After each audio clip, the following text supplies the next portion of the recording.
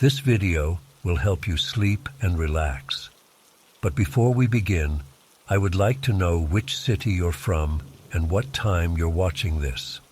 Now, subscribe to the channel, relax, and let's begin. I've been a rideshare driver for almost 3 years now. It was supposed to be a temporary gig while I finished my associate's degree, but the flexibility and decent money kept me going longer than I planned. I've had my share of weird passengers, drunk college kids, couples fighting, the occasional creep who sits up front and asks too many personal questions, but nothing prepared me for what happened last Tuesday night. It had been raining all day, one of those relentless downpours that makes you wonder if it'll ever stop. By 9 p.m., the streets were slick and visibility was terrible. I was thinking about calling it a night when my phone pinged with a new ride request. The surge pricing was good, almost double the normal rate, and the pickup location was only 5 minutes away in a decent neighborhood. Just one more ride, I told myself. Then I could go home, take a hot shower, and put on some dry clothes. I pulled up to the address, a small apartment complex on Cedar Street. The app said the passenger's name was Michael. I texted that I had arrived and turned the hazard lights on, drumming my fingers on the steering wheel as rain hammered against the roof of my Honda Civic. After about 2 minutes, I saw movement in my rearview mirror. A man emerged from between 2 parked cars, not from the apartment building's entrance like I expected. He was wearing a dark raincoat with the hood pulled up, and he walked with a purposeful stride toward my car.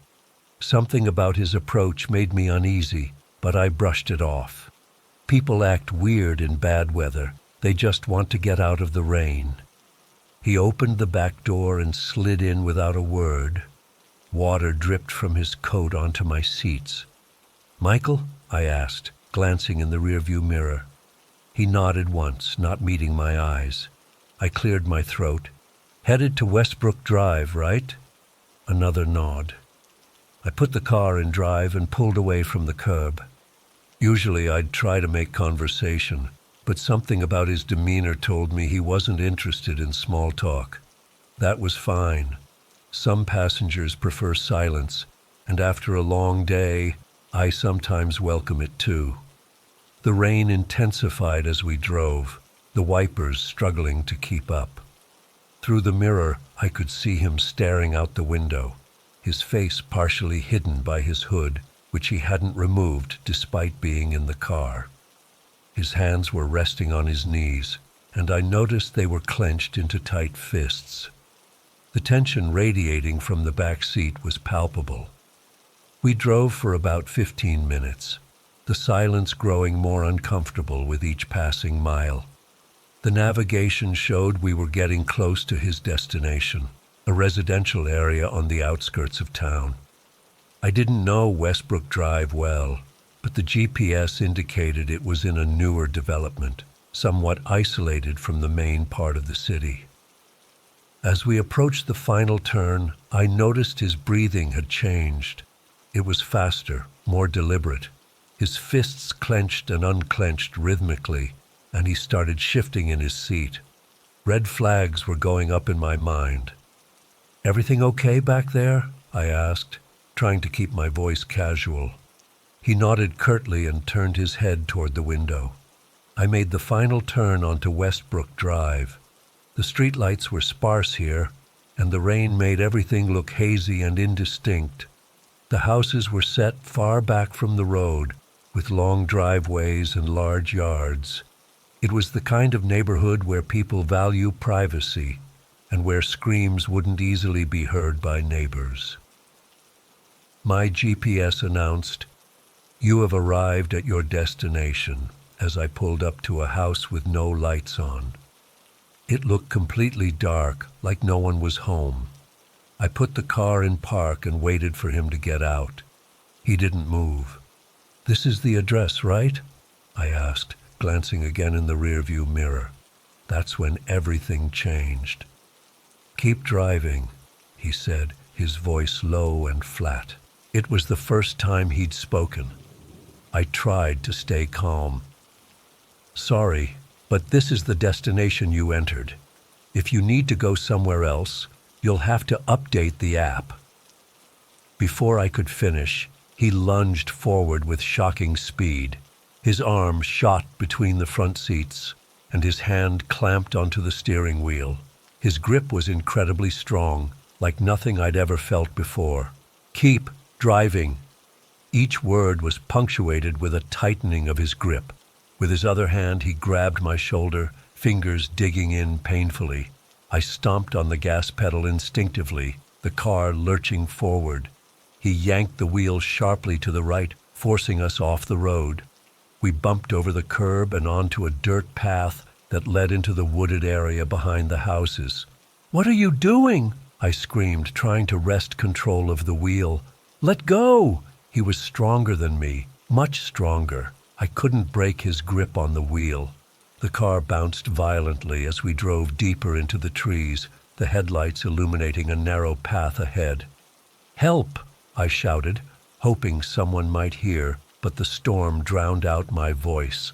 The wipers slapped frantically against the windshield, barely keeping up with the downpour. My mind raced with horrifying possibilities. Was he going to rob me? Kill me? Something worse? I had pepper spray in my purse, but it was on the passenger seat, out of reach while I was fighting for control of the car. "Please," I begged. "I have money in my wallet. You can take it. Just let me stop the car." He said nothing, but I could hear his breathing, heavy and excited. The car continued to bounce and jolt along the crude path, branches scraping against the windows. We were getting farther and farther from the road, from safety, from any chance of someone hearing me. I tried a different approach, forcing my voice to sound calm. "Tell me where you want to go. I'll take you. You don't need to do this." That's when he laughed, a sound so devoid of warmth or humanity that it made my skin crawl. It wasn't the laugh of someone making a bad decision. It was the laugh of someone enjoying my terror. "You have no idea," he whispered, his mouth suddenly close to my ear, "what I need to do." Panic surged through me. This was really happening. This wasn't a robbery gone wrong or a drunk passenger being stupid. This man had planned this. He'd called a rideshare specifically to do whatever he was planning to do to me. We were deep in the woods now. The path had narrowed to barely more than a game trail. Branches scratched against the car's paint, and the undercarriage scraped against rocks and roots. My poor Civic wasn't built for this kind of terrain, but he kept forcing us forward. Then I saw it, a faint glow in the distance through the trees, a light. Someone else was out here. Hope flared in my chest.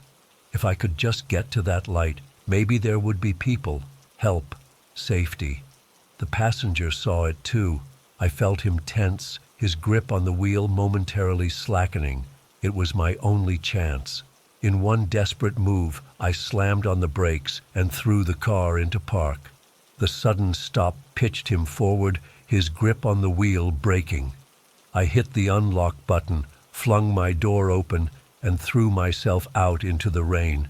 My feet slipped on the muddy ground, but adrenaline kept me upright. I ran toward the light, not daring to look back. Behind me, I heard the car door slam open and his footsteps splashing through puddles. "You can't run from me!" His voice carried through the storm, followed by that terrible laugh again. I ran harder than I've ever run in my life. My lungs burned, and branches whipped at my face and arms, leaving stinging cuts. The rain soaked me instantly, plastering my clothes to my body and making it hard to see. But the light was getting closer. It looked like it was coming from a cabin or small structure in a clearing ahead. I risked a glance over my shoulder. He was still coming, moving with unnatural speed through the woods, his dark raincoat making him look like a shadow come to life. The hood had fallen back, and even in the darkness I could see his face, contorted with rage and something else, something like hunger.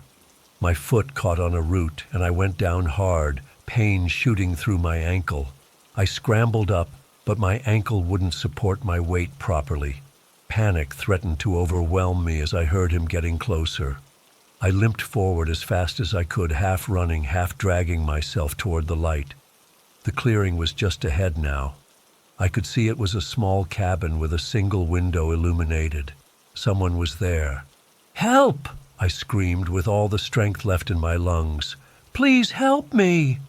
I broke through the edge of the trees into the clearing. The cabin was about 50 yards away across open ground. I stumbled forward, my ankle throbbing with each step. Behind me, the footsteps had stopped. I glanced back, scanning the tree line. He was gone, or at least I couldn't see him anymore. I didn't stop to wonder why. I hobbled toward the cabin as fast as my injured ankle would allow. As I got closer, I could see it was older than I'd first thought, the wood weathered, the porch sagging slightly. But there was definitely a light on inside. I reached the porch steps and practically fell up them, pounding on the door with both fists. "Please, open up! I need help!" No answer. I tried the door handle. It turned, and the door swung open with a creak. Inside was a single room, dimly lit by a kerosene lantern sitting on a rough wooden table. There was no one there. I stepped inside, shutting and locking the door behind me. My hands shook violently as I searched for a phone, a radio, anything I could use to call for help. There was nothing.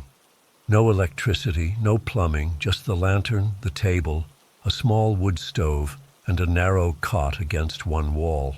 It looked like a hunter's cabin, used seasonally and abandoned the rest of the year. But someone had been here recently.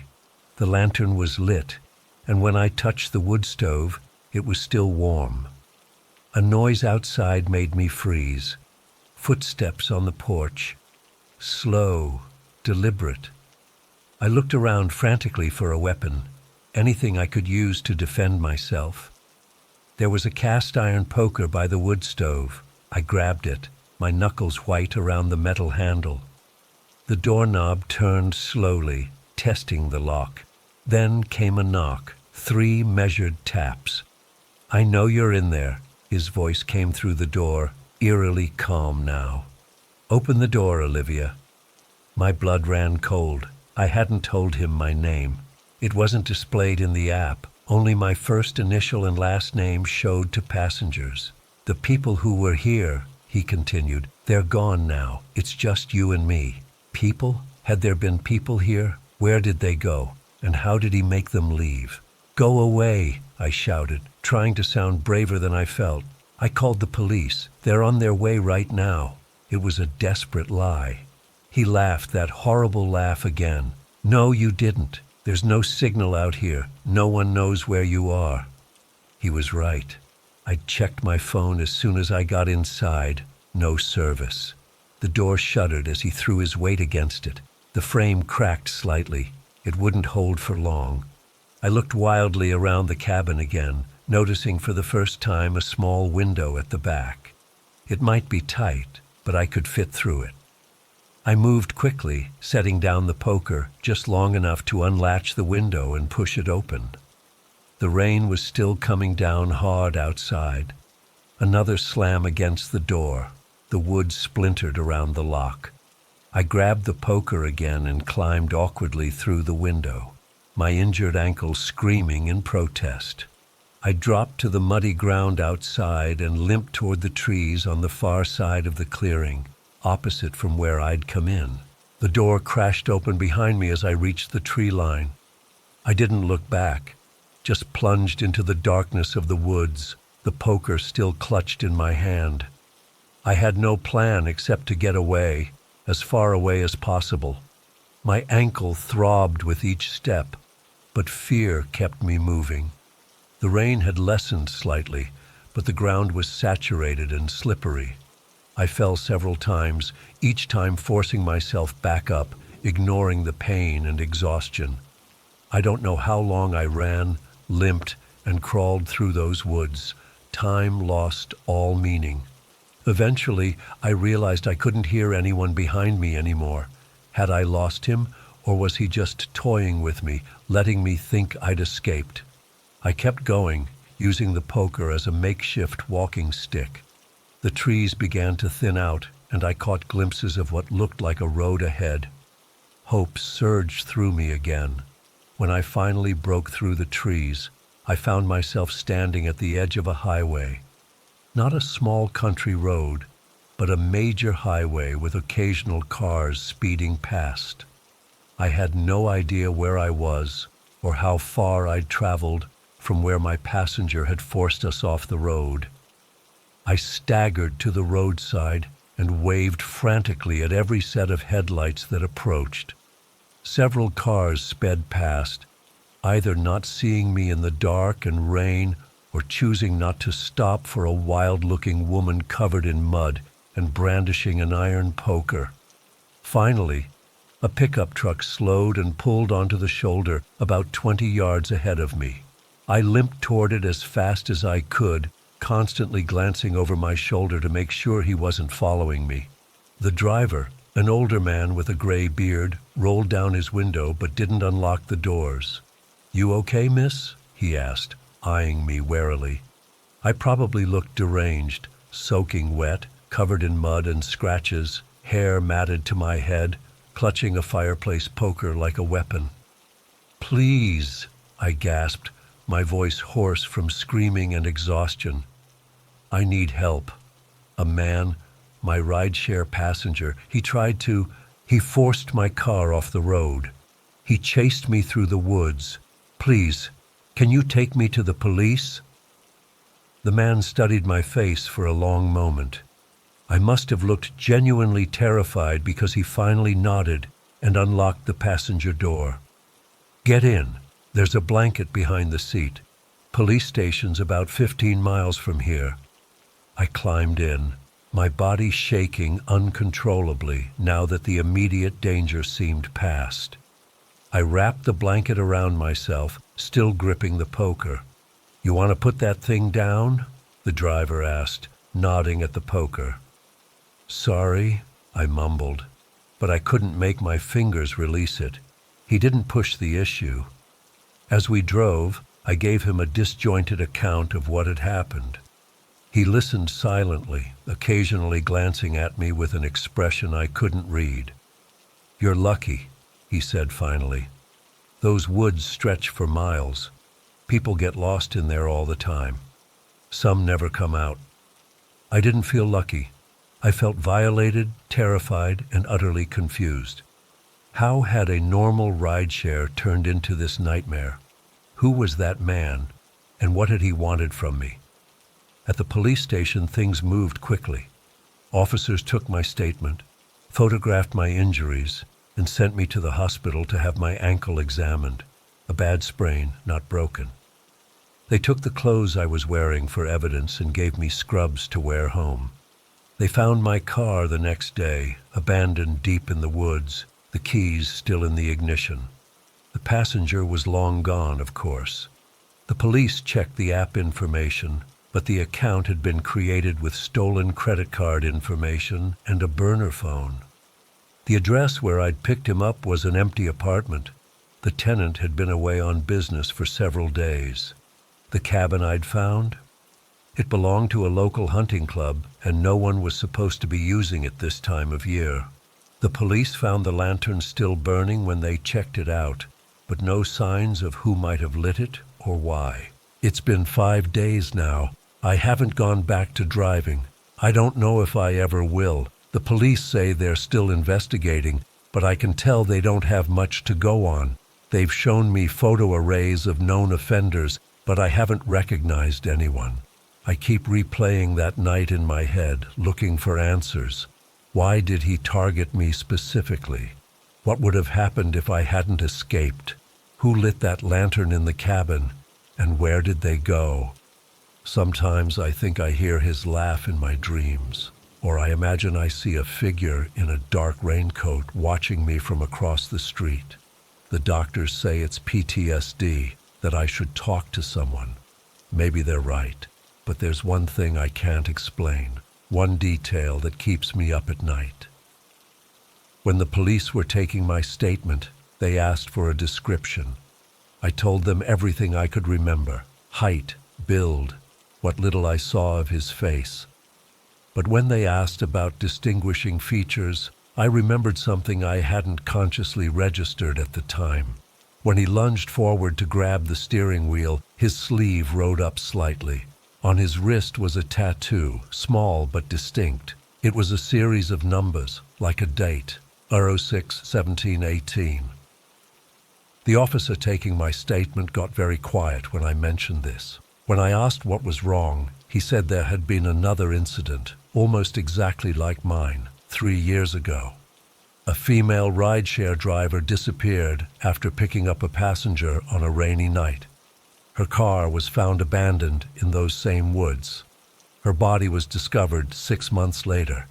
The date she disappeared, June 17th, 2018. I don't know what it means. I don't know if he'll come back for me. All I know is that every time it rains now, I close all the blinds, lock all the doors, and wait for morning.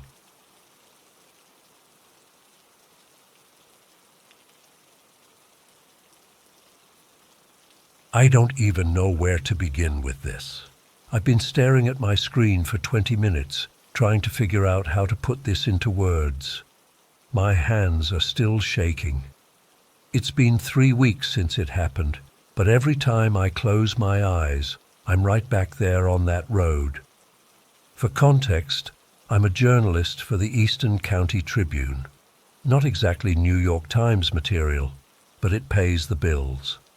I mostly cover local politics, occasional human interest stories, that sort of thing.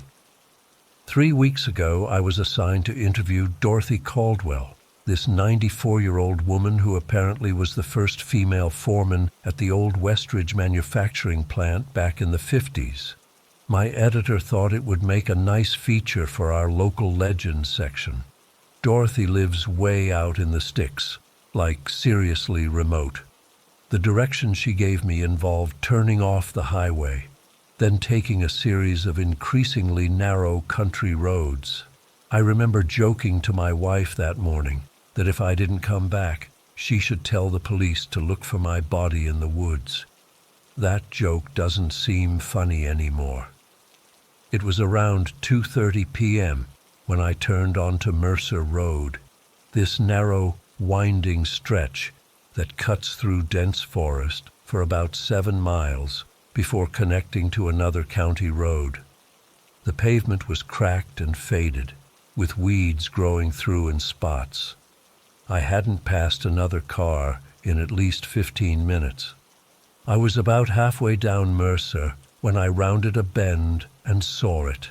A dark blue sedan that had apparently veered off the road and hit a tree. The front end was crumpled, the windshield spider-webbed with cracks. Instinctively, I slowed down, scanning for movement, trying to figure out if this had just happened or if it was an older accident. There was no smoke, no obvious signs of a fresh crash, but something made me pull over anyway. Maybe it was the journalist in me, or maybe just basic human decency.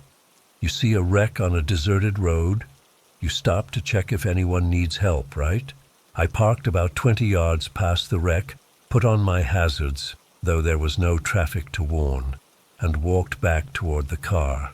Something felt off immediately. I can't explain it exactly. A heaviness in the air, maybe.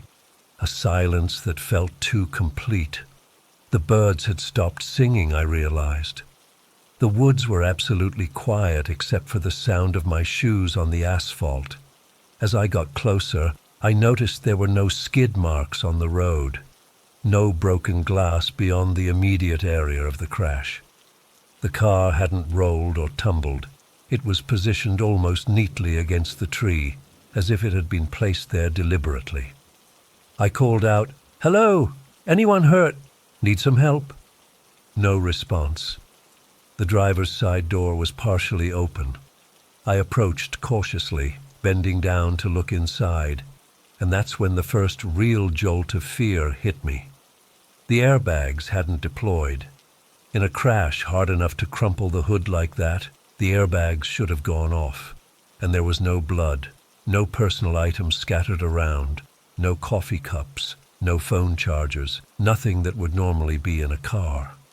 I straightened up, suddenly very aware of how isolated I was. The crash scene looked staged. That's the only word for it. Like a movie set rather than an actual accident. I took a step back from the car, and my foot hit something. Looking down, I saw a wallet lying on the ground. I picked it up, brand new leather, crisp edges, like it had just been purchased. Inside was a driver's license for someone named John Smith. I swear to God that was actually the name, with an address in a town I'd never heard of. There was also about $200 in cash, neatly arranged, and several credit cards, all in the same name. No one carries a wallet like that. No one. It was like someone had created a prop wallet without understanding what a real person's wallet looks like after being carried around for more than a day. My heart started racing. This whole scene was wrong. I needed to leave immediately. I dropped the wallet and turned back toward my car. That's when I heard them. Footsteps on the leaves in the woods to my right. I froze, eyes darting to the tree line. 3 men emerged from between the trees, walking with purpose. They were all dressed similarly. Dark jackets, jeans, work boots. Not identical outfits, but like they'd all gotten the same memo about the dress code. The one in front was tall, maybe 6'2", with close cropped gray hair and a face that looked like it had been carved from granite. The other 2 were younger, bulkier, with the kind of builds you get from a lifetime of manual labor rather than gym workouts. "Car trouble?"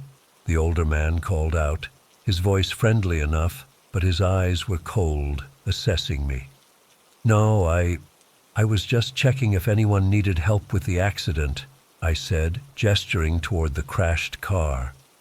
The 3 men exchanged glances. The older one smiled, but it didn't reach his eyes. "Mighty neighborly of you. Don't see much of that these days." I nodded, taking a small step backward. "Well, doesn't look like anyone's hurt, so I should probably get going. I'm running late for an appointment." "What's your hurry?" the man asked, and the 2 others had started to spread out slightly, like they were unconsciously moving to block my path back to my car. "We could use some help here, actually." "What kind of help?" I asked, my mouth going dry. "Just need another set of hands," he said vaguely. "Won't take long." My instincts were screaming now. These men hadn't come from another vehicle. I would have seen one parked nearby. They had come directly out of the woods, and they weren't dressed like hikers or hunters.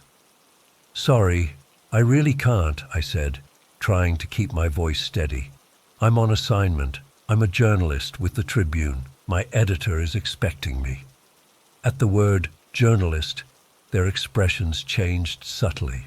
The friendly facade dropped just a fraction, and the older man's eyes narrowed slightly.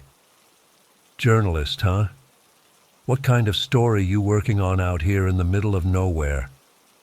Before I could answer, one of the younger men spoke up. "He saw the car, Dale." His voice was tense. The older man, Dale, kept his eyes on me. "Well, that's not a problem, is it, friend? Just a little fender bender, nothing newsworthy." I forced a smile. "No, of course not. Like I said, I need to get going." I took another step back, and this time Dale matched it with a step forward. "Thing is," he said, his voice dropping lower, "we've got a situation here that we're handling privately. Understand? No need for reporters or police or anybody else to get involved." That's when I noticed the 4th man. He had approached silently from behind the wrecked car and was now standing beside it. Unlike the others, he was wearing what looked like tactical gear, a black vest over a long-sleeved shirt, cargo pants with multiple pockets, and he was holding something partially concealed against his leg, a gun. I'm almost certain it was a gun. My blood turned to ice. Whatever was happening here, these weren't good Samaritans, and this wasn't a simple car accident. I was in serious danger. I didn't consciously decide to run. My body made that decision for me. I spun around and sprinted toward my car, adrenaline flooding my system. I heard shouts behind me, then the sound of pursuit, heavy footsteps pounding on the asphalt. I reached my car just as one of the younger men lunged for me. His fingers grazed the back of my jacket, but I yanked the door open and threw myself inside, slamming and locking it in one motion. My hands were shaking so badly I dropped my keys on the floor. I had to grope blindly for them as the men surrounded my car. Dale slapped his palm against my window. "Open the door, you idiot. You don't know what you're getting into." I found my keys, jammed them into the ignition. The engine roared to life, and I slammed the car into drive, tires squealing as I accelerated. In my rearview mirror, I saw the man in tactical gear raising something to his shoulder. I ducked instinctively, swerving the car back and forth as I sped away. I expected to hear gunshots, but there were none. Or if there were, the sound of my engine and the blood pounding in my ears drowned them out. I drove like a maniac down that winding road, constantly checking my mirrors to see if they were following me. After about a mile, I saw headlights behind me, a large dark vehicle gaining ground quickly. It had to be them. I pushed my car to its limits, taking the curves at speeds that sent me fishtailing dangerously close to the ditches. When I finally reached the main highway, I didn't slow down. I blew through a stop sign and merged into traffic, cutting off a semi-truck that blared its horn at me. The dark vehicle was still behind me, maybe a quarter-mile back now. I fumbled for my phone, meaning to call 911, but realized with horror that I had no signal. Of course, these remote areas always had dead spots. I'd have to make it to the next town before I could call for help. I drove for what felt like hours, but was probably only about 20 minutes, constantly checking my mirrors. The pursuing vehicle eventually disappeared, but I couldn't be sure if they'd given up or just fallen back to follow at a distance. When I finally reached Madison Falls, the nearest actual town, I pulled into the police station parking lot and practically fell out of my car. My legs were shaking so badly, I had to lean against the hood for a moment before I could walk. Inside, I must have looked like a lunatic, sweating, trembling, eyes wild. I blurted out my story to the desk sergeant, tripping over my words in my rush to explain what had happened. To his credit, he took me seriously, or seriously enough to send a couple of officers out to check the scene while another took my formal statement. They gave me water, let me sit in a quiet room to calm down. When the officers returned from Mercer Road about an hour later, they reported finding no crashed car, no signs of any accident, and no suspicious men. The road was completely clear. I insisted on going back with them to show them exactly where it had been, but by the time we returned, the sun was setting. We found the spot where I was certain the crash had been. I recognized a distinctive dead tree nearby, but there was nothing there. No car, no debris, no sign that anything had happened. Even the ground where the car had supposedly hit the tree showed no disturbance. The officers were professional but skeptical. One gently suggested that perhaps I'd seen an older accident site that had since been cleared, and my imagination had filled in the rest due to fatigue or stress. The other was less charitable, eyeing me like he suspected I'd been drinking or was mentally unstable. I knew what I'd seen, though, and those men, Their faces are burned into my memory. Dale's cold eyes, the younger men's purposeful movements, the fourth man with the gun. The next day, I went to my editor and told him everything. He was concerned, not about the conspiracy I was describing, but about my mental health. He suggested I take some time off. When I insisted on looking into it further, mentioning writing a story about what had happened, he firmly shut that down. No evidence, no story, but I couldn't let it go. I spent the next week researching, digging into local crime reports, missing persons cases, anything that might connect to what I'd seen. And I found patterns. Over the past 5 years, there have been 3 unsolved disappearances in that general area. All men, all traveling alone on business, all last seen driving on rural roads between towns. I also discovered something about Mercer Road specifically. It's technically a county road, but it cuts through a section of land that was purchased by a private holding company 3 years ago. The road itself is still public, but everything on either side for about a 4-mile stretch is private property. The holding company, when I traced it through various shell corporations, appears to connect to a defense contractor called North Star Solutions.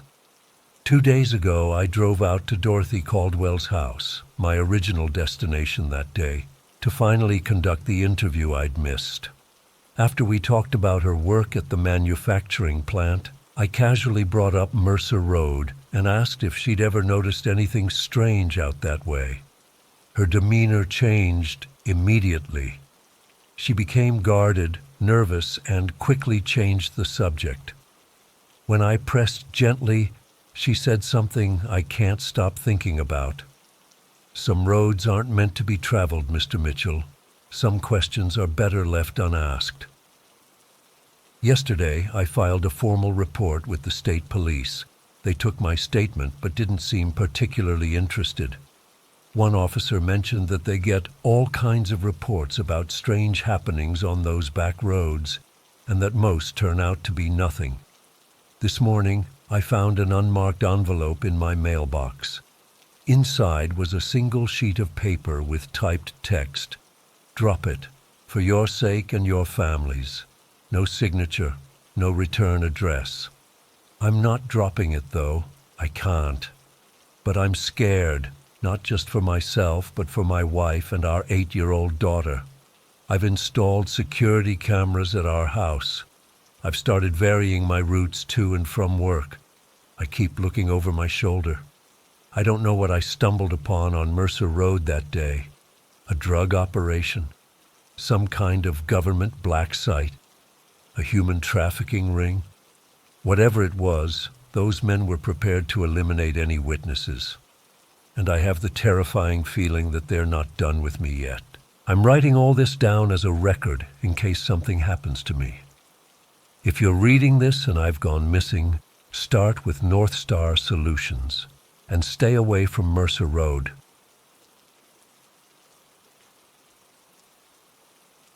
It was around 2:30 a.m. on a Tuesday in October when I got the call. I own a small auto repair shop in rural Wisconsin, and I'm one of the only mechanics who offers 24-hour roadside assistance within a 50-mile radius. It's usually not a big deal, mostly jump starts, tire changes, or towing someone's car back to my shop. This call seemed routine enough. The woman sounded panicked but not hysterical. She said her name was Diane, that her car had suddenly died on County Road 17 and she needed help immediately. CR 17 is this winding back road that cuts through about 15 miles of dense forest before connecting to the highway. Not exactly where you want to break down, especially at that hour. I remember hesitating for a second. Something in her voice sounded off. Not exactly wrong, but different. Like she was reading from a script or something. But hell, people get weird when they're stranded in the middle of nowhere at night.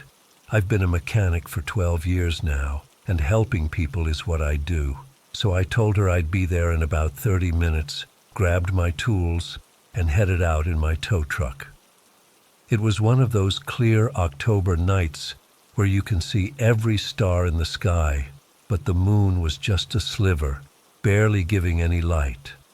The temperature had dropped into the low 30s, and I remember thinking whoever called was probably freezing their ass off by now. As I turned onto CR-17, this weird feeling settled in my gut. The forest seemed unusually dark that night, like the trees were somehow absorbing what little moonlight there was. My headlights cut through the darkness, but they didn't seem to illuminate as far ahead as they normally did. I cranked up the radio to distract myself, but all I got was static. That's not unusual out there. Reception is spotty at best, but it added to the overall creepiness. About 10 miles down the road, my GPS indicated I was approaching the location the caller had given. I slowed down, scanning the roadside for any sign of a stranded vehicle. And then I saw it, a blue sedan parked on the shoulder, hazard lights still blinking. I pulled up behind it and got out, grabbing my flashlight. "Hello, Diane?" I called out. No answer. The car was a 2015 Honda Civic, engine cold. It had clearly been sitting there for a while. The driver's side door was wide open, keys still in the ignition. I checked inside, purse on the passenger seat, cell phone in the cup holder. Who leaves their phone and purse behind? I checked under the hood, thinking maybe I could spot what went wrong, but everything looked normal at first glance. No obvious leaks. Battery connections looked fine. This wasn't adding up. People don't just abandon perfectly good vehicles in the middle of nowhere, especially not women alone at night. That's when I noticed the marks on the ground. My flashlight beam caught them as I was walking back to my truck. Drag marks in the dirt and gravel on the shoulder, leading away from the car and into the woods. They weren't dramatic, just faint disturbances in the soil, like something or someone had been pulled along. I stood there for a solid minute, debating what to do. The smart move would have been to call the sheriff's department right then and there, but my phone showed no service, and the rational part of my brain kept saying maybe this woman had wandered off looking for help and gotten lost. "Hello? Anyone out there?" I shouted toward the woods. My voice sounded small against the vastness of the forest. The only response was the wind rustling through the trees. Against my better judgment, I decided to follow the marks, just for a short distance. If someone was hurt out there, I couldn't just leave them. I grabbed my heavy maglite from the truck and a tire iron just in case. The marks led straight into the forest, away from the road. The woods were dense, old-growth stuff that blocked out what little moonlight there was. My flashlight created a tunnel of visibility, but beyond its beam was absolute darkness. As I followed the drag marks, I noticed how unnaturally quiet it was. No crickets, no owls, no small animals scurrying through the underbrush. Just silence. The kind that makes your ears ring because they're straining to hear something. Anything. I'd gone maybe a quarter mile when I saw a faint light through the trees ahead. It wasn't moving like a flashlight would. It was steady, like a window. As I got closer, I made out the shape of a small structure. Not quite a cabin, more like a shack or an old hunting blind. It was a single-room building, maybe 12 by 15 feet, with weathered wood siding and a corrugated metal roof. One small window emitted a yellowish light. The drag marks led directly to its door. Every instinct told me to turn around, to go back to my truck, drive to where I could get cell service, and call the police. But what if someone was hurt in there? What if they were waiting for help that would come too late if I left now? "Hello?" I called out, standing about 20 feet from the door. "I'm Tyler, from Reeves Auto." Someone called for roadside assistance. Is everyone okay in there? No response, just that unnerving silence. I approached slowly, tire iron gripped tightly in my right hand, flashlight in my left. The wooden steps creaked under my weight. The door was slightly ajar, a thin line of light spilling out onto the worn wooden porch. "I'm coming in," I announced, pushing the door open with the end of the tire iron. What I saw inside that shack still haunts me. The interior walls were completely covered in drawings and symbols. Not graffiti, but deliberate, methodical markings that seemed to form some kind of pattern. They weren't made with paint, but appeared to be drawn with some dark, rusty brown substance that had dripped down the walls in places. The symbols didn't look like any language I recognized. Jagged lines, spirals, and shapes that hurt my eyes to look at directly. The room was lit by about a dozen candles placed around a central, I don't know what to call it, an altar, a table. It was a rough wooden platform about 2 feet high, covered with a stained cloth. On top were arranged several items, small animal bones, jars containing things I couldn't identify, a book bound in what looked like leather but was too dark and stiff to be normal cowhide. And the smell. Jesus Christ, the smell. Like copper and rot and something else I can't describe. Sweet but putrid at the same time. There was nobody there. No injured woman, no Diane. Just this nightmarish scene that made no sense. I was backing toward the door when I noticed something on the floor behind the altar. A phone. I recognized it immediately as an older model iPhone with a distinctive blue case. The same phone I'd seen in the cup holder of the Honda. That's when I heard it. A low, rumbling growl that seemed to come from everywhere and nowhere at once. It wasn't a dog or a wolf or a bear. I've encountered all of those in these woods before. This was something different, something wrong. It started low, almost below the threshold of hearing, then rose in pitch and volume until it filled the shack, vibrating through the floorboards and into my bones. I didn't think. I didn't look around. I turned and ran. My flashlight beam bounced wildly as I sprinted through the woods, branches whipping at my face and arms. I had no idea if I was going the right way.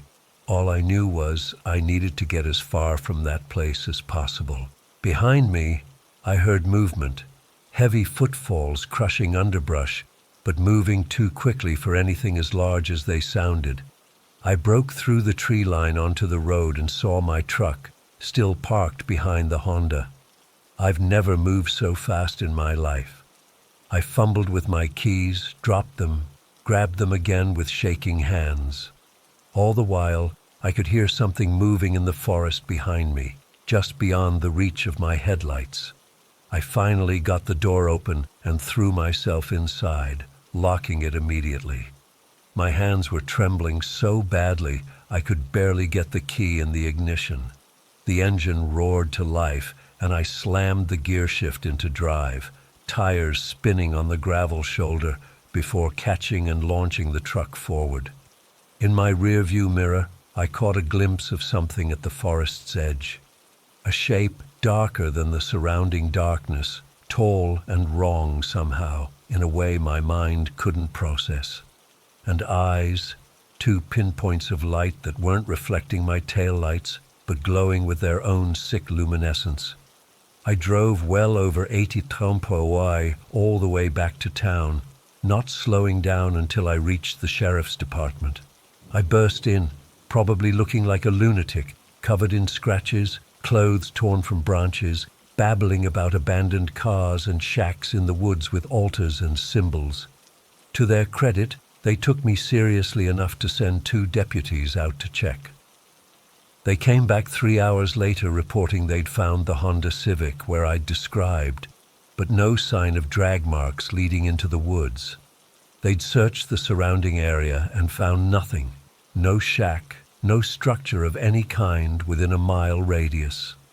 The car was registered to a Diane Mercer from Madison, who had been reported missing by her husband when she didn't return from visiting her sister in Eau Claire.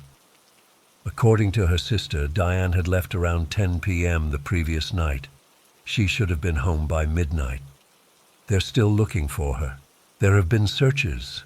Volunteers combing those woods for weeks. Nothing. No trace of Diane. No mysterious shack. No explanation for what happened to her or what I experienced that night. I've been back to that stretch of CR-17 in daylight with the sheriff himself. There's nothing there, no trail, no clearing where a structure might have stood. But I know what I saw. I know what I heard. I don't do roadside assistance anymore, especially not at night. I've installed extra locks on my doors and windows. I sleep with the lights on when I can sleep at all. The worst part is the dreams. In them, I'm back in that shack. But this time, I don't leave. I stay, and I see what made that sound. I see what happened to Diane and all the others before her. I see what they were being prepared for on that altar. And sometimes, when I'm driving home late from the shop and have to pass near those woods, I swear I can hear that growl again, very faintly, just at the edge of my hearing, like it's waiting for me to stop, like it knows I'll be back someday. I don't know what was in those woods that night. I don't know if I really saw what I think I saw, or if my mind was playing tricks on me. But I know this: there are places in this world where reality seems thinner somehow. Places where things can slip through from somewhere else, somewhere we're not meant to know about or understand. And I found one of those places. Or maybe it found me. I still can't believe what happened to me last weekend. I've been a photographer for nearly 7 years now, mostly landscapes and wildlife. Nothing that should put me in danger. But what happened in the Blackthorn Mountains, I can't stop thinking about it. I need to write this down to make sense of it all. I was on my way to a photography exhibition in Millerton, about 300 miles from my home in Ridgeview. The main highway had a major accident that backed up traffic for miles, so I decided to take a scenic detour through the Blackthorn Mountains. Seemed like a good idea at the time. I could scout some potential shooting locations for a future project, and the route only added about an hour to my trip according to my GPS. The first couple hours were beautiful. The mountains in late afternoon light created these gorgeous purple-blue shadows, and I actually pulled over a few times to snap some photos. The roads were winding but well-maintained, and I barely saw another car. It was just me, my trusty Subaru, and my camera gear. Around 5:30, I noticed the sun starting to dip behind the mountains faster than I expected. The shadows stretched across the road, and I began feeling uneasy. Something about the way the trees closed in, like the forest was watching me. I know that sounds stupid, but when you're alone on a mountain road, your mind starts playing tricks. I checked my phone to confirm my route, but I had 0 bars. Great. My GPS was showing my position, but the map was incomplete, just a blue dot in the middle of green nothing. I figured I'd keep following the road since it had to lead somewhere eventually. That was my first mistake. The road narrowed and deteriorated, becoming more like a dirt path with each mile. My Subaru can handle rough terrain, but I started worrying about getting stuck out there. The shadows grew longer as the sun disappeared completely. I turned on my high beams, but they barely cut through the darkness that seemed to press in from all sides. I checked my watch, 7:48 p.m.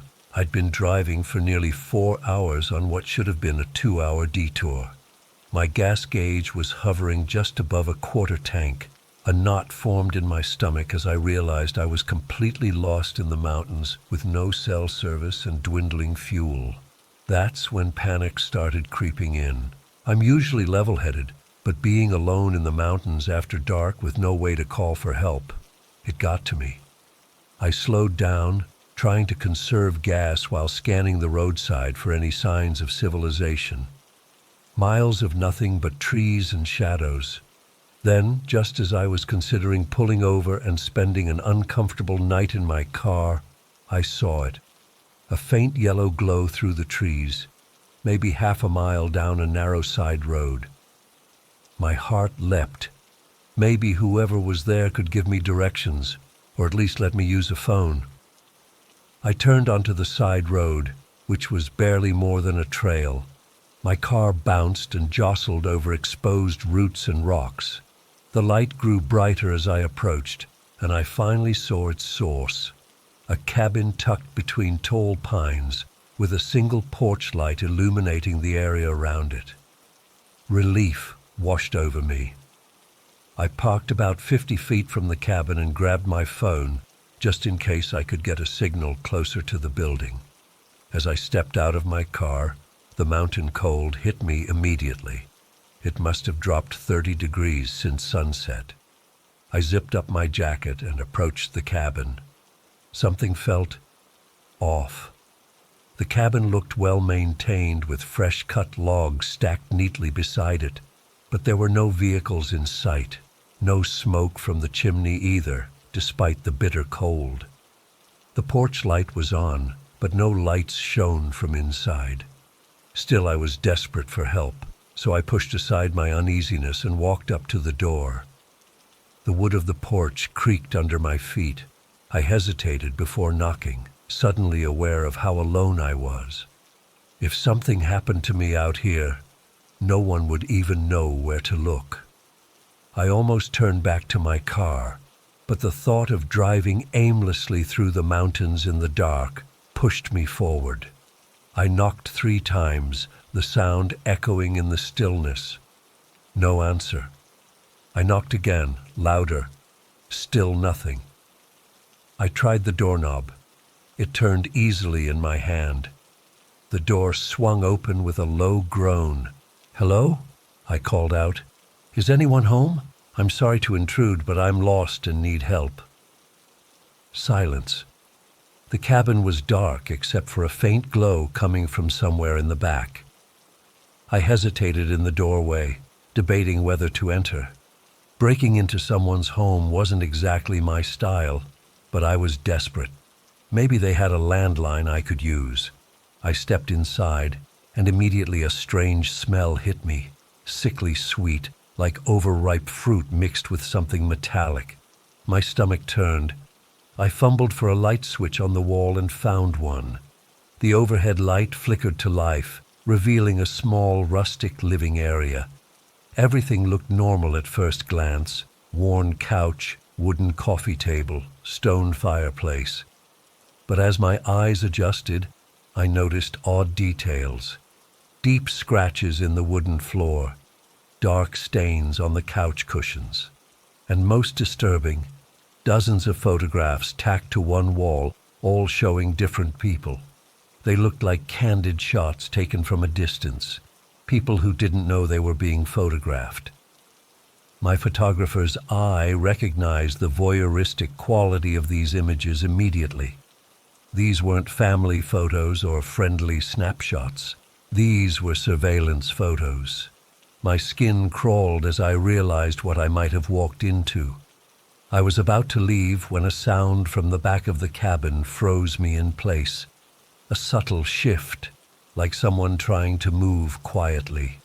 My heart pounded so hard I could feel it in my throat. "Hello," I called again, my voice barely a whisper now. "I'm just looking for a phone. I'll leave right away." I took a step toward the door, then stopped dead. In the reflection of a mirror hanging on the wall, I could see a doorway behind me. And in that doorway, a figure stood watching me.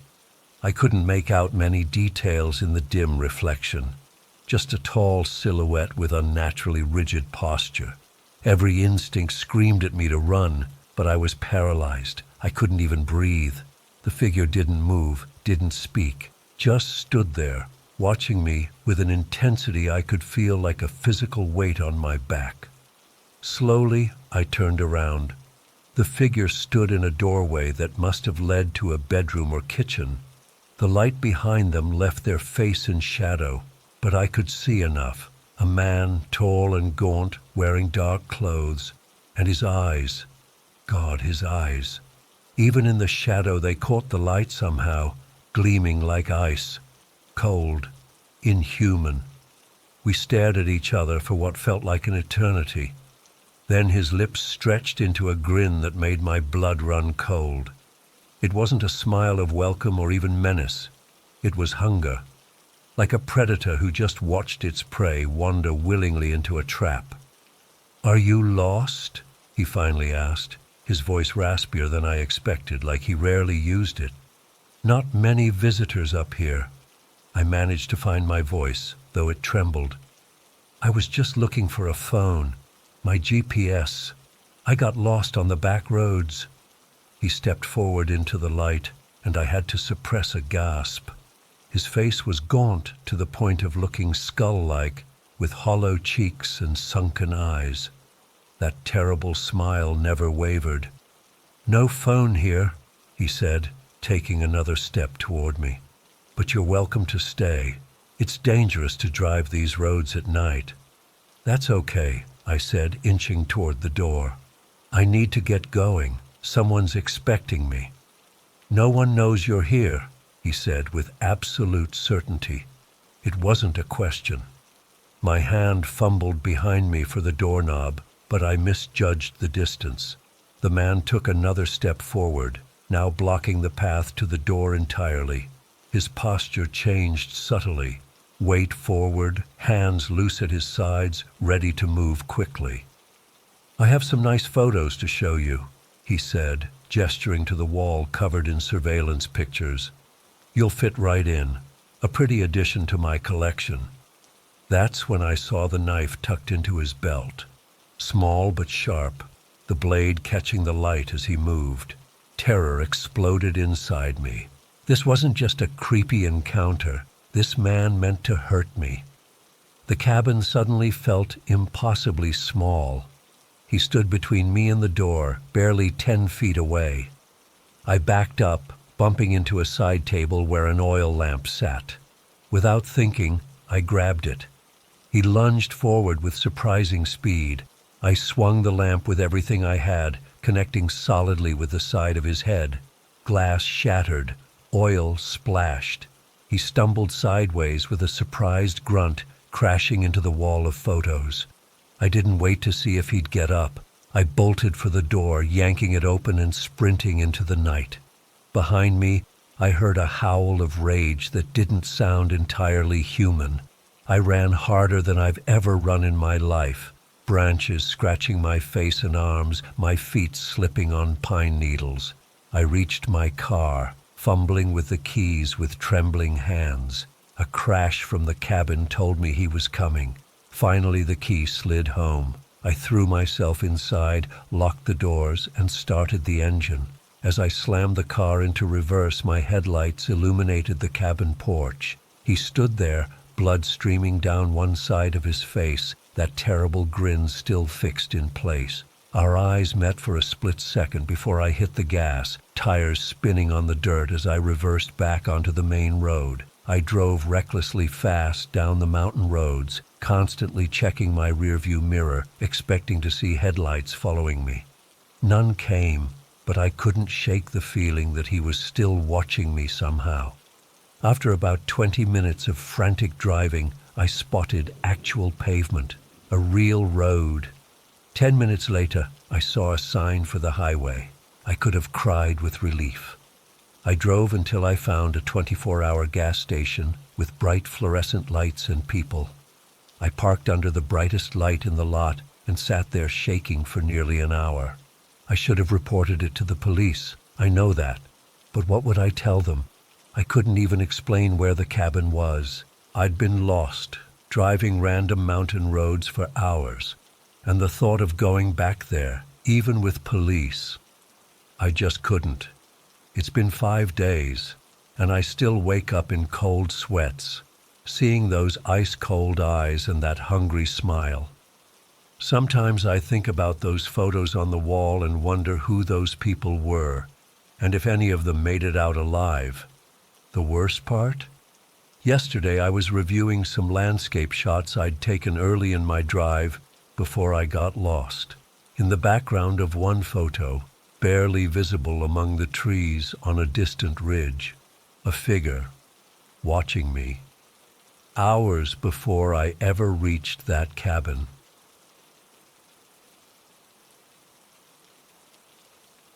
It was a Tuesday in late October, around 2:15 a.m., the kind of cold that seeps into your bones, even through your uniform. Most nights on patrol are mind-numbingly boring, checking empty parking lots, responding to the occasional noise complaint, maybe a drunk driver if things get exciting.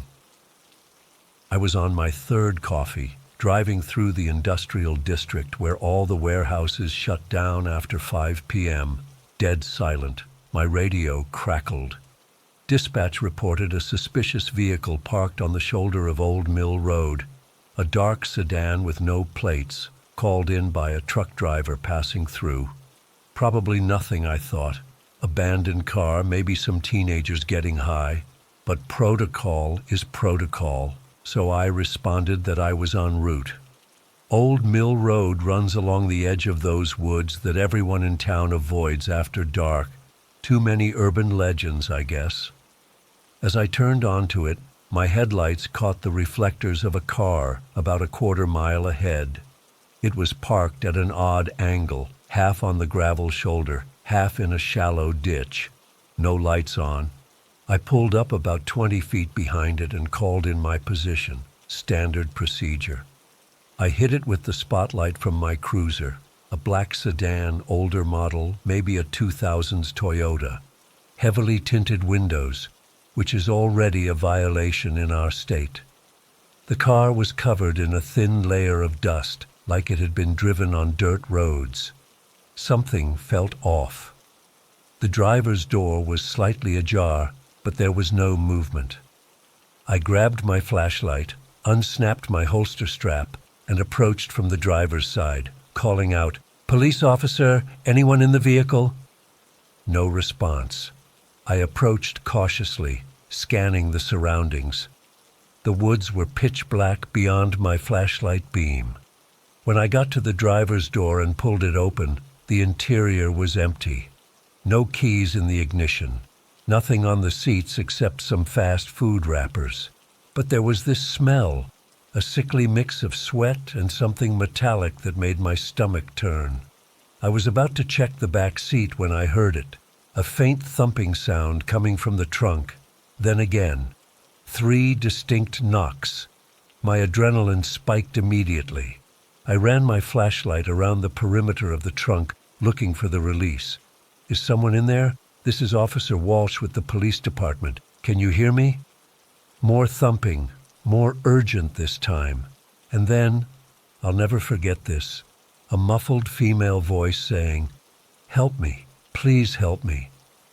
I tried the trunk release inside the car, but it was either broken or locked.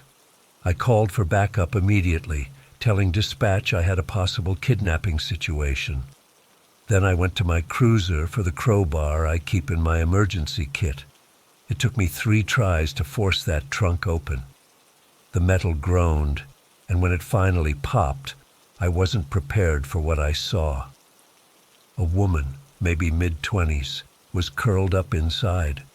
Her wrists and ankles were bound with zip ties, and there was duct tape hanging partially off her mouth, like she'd worked it loose. Her face was streaked with mascara and tears, her clothes dirty and torn. But what hit me hardest were her eyes, wide with absolute terror, like an animal caught in headlights. "It's okay," I said, trying to sound calm while my heart hammered against my ribs. "I'm a police officer. You're safe now." She didn't believe me at first, kept looking past me into the darkness. I helped her out of the trunk, and her legs nearly gave out. I caught her before she hit the ground and helped her to my cruiser. The whole time she kept whispering, "They'll come back. They always come back. I got her into the passenger seat of my patrol car and cranked up the heat. She was shivering uncontrollably. I gave her my jacket and a bottle of water from my lunch cooler. While she drank, I grabbed the trauma kit from my trunk and came back to check her for injuries. Some bruises, rope burns on her wrists, dehydration, but nothing life-threatening from what I could see. I asked for her name while we waited for backup. "Amy," she said, her voice barely audible. "Amy Reeves. Amy, can you tell me what happened? Who did this to you?" She kept scanning the tree line as she spoke. 3 men. They took me from the parking garage at Westfield Mall. I was walking to my car after my shift. They had a van. Then they transferred me to that car. She pointed at the sedan. "I think they were taking me somewhere else when they stopped here." "How long ago was this?" "I don't know. Maybe 2 days. They kept me blindfolded most of the time." She suddenly grabbed my arm, her fingernails digging in. "One of them said they'd be back with the truck. They just left to get it. They could be back any minute." I radioed dispatch again, upgrading the situation and requesting immediate additional units. 2 patrol cars were already en route, ETA 5 minutes. I also requested detectives and medical personnel. Those 5 minutes were the longest of my life. I kept my eyes on the road in both directions, one hand on my weapon. Amy had fallen silent except for her ragged breathing. The radio squawked with updates, but it felt like we were in a bubble of silence surrounded by those pitch-black woods. Finally, I saw headlights approaching from the direction of town. Relief washed over me as 2 patrol cars pulled up, Officers Diaz and Richardson from my precinct. They'd killed their sirens but kept the light bars active, bathing the scene in pulses of red and blue. I briefed them quickly while paramedics checked on Amy. She refused to go to the ambulance, insisting she needed to tell us about her captors before they returned. The paramedics compromised by treating her in my cruiser. 3 men, she said, 1 tall with a beard, 1 heavy-set with tattoos on his hands, and 1 younger guy they called Kid. They were talking about taking me to some cabin. They said others were waiting. A chill ran through me that had nothing to do with the October air. This wasn't a random crime. This was organized. Sergeant Morris arrived on scene and took command. He ordered Richardson to take Amy to the hospital with the paramedics and assigned the rest of us to secure the perimeter until detectives arrived. I argued that we should pursue the suspects immediately. They couldn't have gone far on foot. "We don't know if they're on foot, Walsh," Morris said. "For all we know, they could have had another vehicle stashed nearby." We secure the scene, process the car, and put out a bolo. By the book. I knew he was right, but something in my gut was screaming that we were missing our window. I volunteered to check the immediate surroundings while we waited for the crime scene techs. Morris agreed but ordered me not to go beyond visual distance of the road. I took my tactical flashlight and began sweeping the edge of the woods. The ground was damp from recent rain, and I spotted footprints leading into the trees, at least 2 different sets of boot prints, fresh. I radioed back my findings and Morris authorized Diaz to join me. Together, we followed the tracks about 50 yards into the woods. They led to a small clearing where the ground was disturbed, like something heavy had been parked there. Tire tracks led deeper into the forest along what looked like an old logging road. "They had another vehicle," I told Diaz. "Looks like they moved it when they spotted my cruiser." We were about to head back when I heard a twig snap somewhere to our left. Diaz heard it too. We both drew our weapons and switched off our flashlights. "Police, identify yourself," Diaz called out. Nothing. just the wind in the trees and my own pulse pounding in my ears. Then I caught movement in my peripheral vision, a shadow shifting between trees about 30 yards away. I signaled to Diaz, and we began to move in that direction, using trees for cover. That's when all hell broke loose. A muzzle flash lit up the darkness to our right, nowhere near where we'd seen movement. The report of the gun echoed through the trees as a bullet splintered bark inches from my head. "Shots fired! Shots fired!" I yelled into my radio as Diaz and I dropped to the ground. "Officers need assistance in the woods east of the vehicle." More gunfire erupted, this time from multiple directions. They had us in a crossfire. A bullet clipped Diaz's shoulder, and he grunted in pain, but kept his position, returning fire toward one of the muzzle flashes.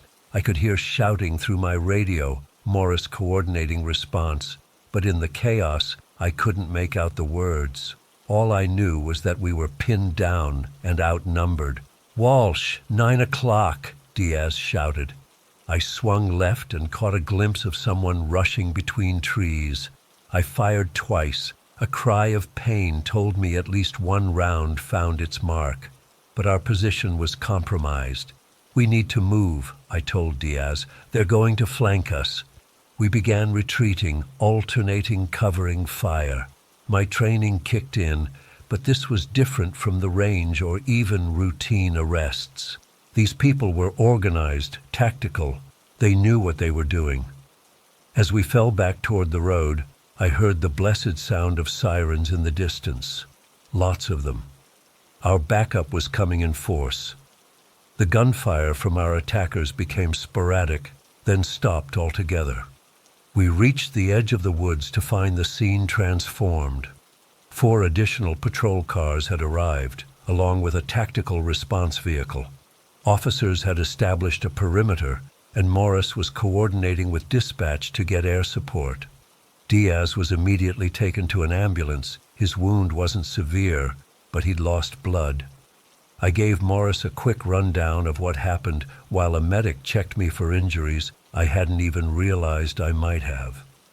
Within 20 minutes, the woods were swarming with officers, K-9 units, and the 1st State Police helicopter was scanning the area with thermal imaging. They found blood where I'd shot one of the suspects, but no body.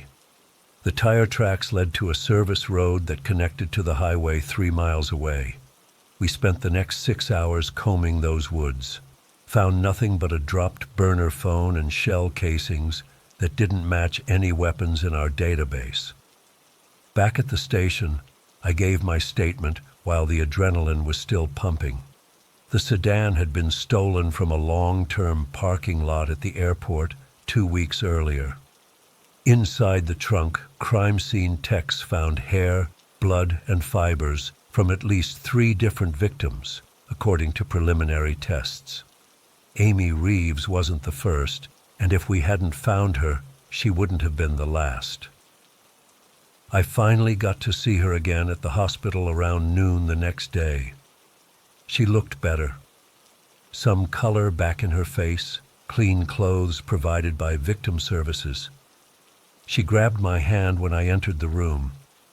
"They told me you were in a shootout," she said, "that you could have been killed." I downplayed it, told her it was part of the job, but she shook her head. The man with the beard, I heard them talking when they thought I was asleep. They've done this before. They take women to some place they called the compound. They said no one ever comes back. The investigation is still ongoing. 3 months, and we've identified 2 of the suspects based on Amy's descriptions and DNA from the car. Both have records for assault and weapons charges. We still don't know where the compound is or how many others are involved. Sometimes I lie awake at night thinking about how different things could have turned out if that truck driver hadn't noticed the car.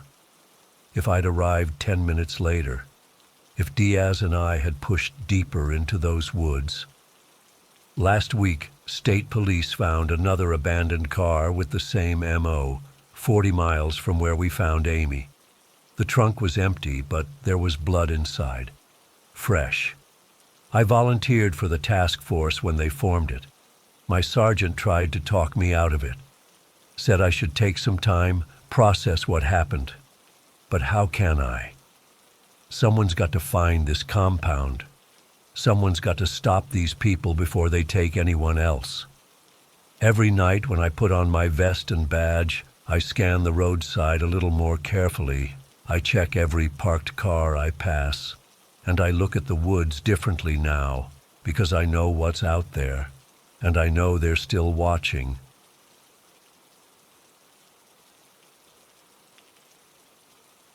I've been a social worker for almost 8 years now. You get used to the tough cases, the poverty, neglect, families struggling with addiction. In my line of work, you develop a thick skin, or at least I thought I had. What happened 3 weeks ago changed everything. I still haven't gone back to work. My supervisor keeps calling it trauma response and pushing me to talk to the department psychologist. But how do you explain something like this? I'm not even sure I should be writing about it, but I need to get it out of my system somehow. It was supposed to be a routine check-in.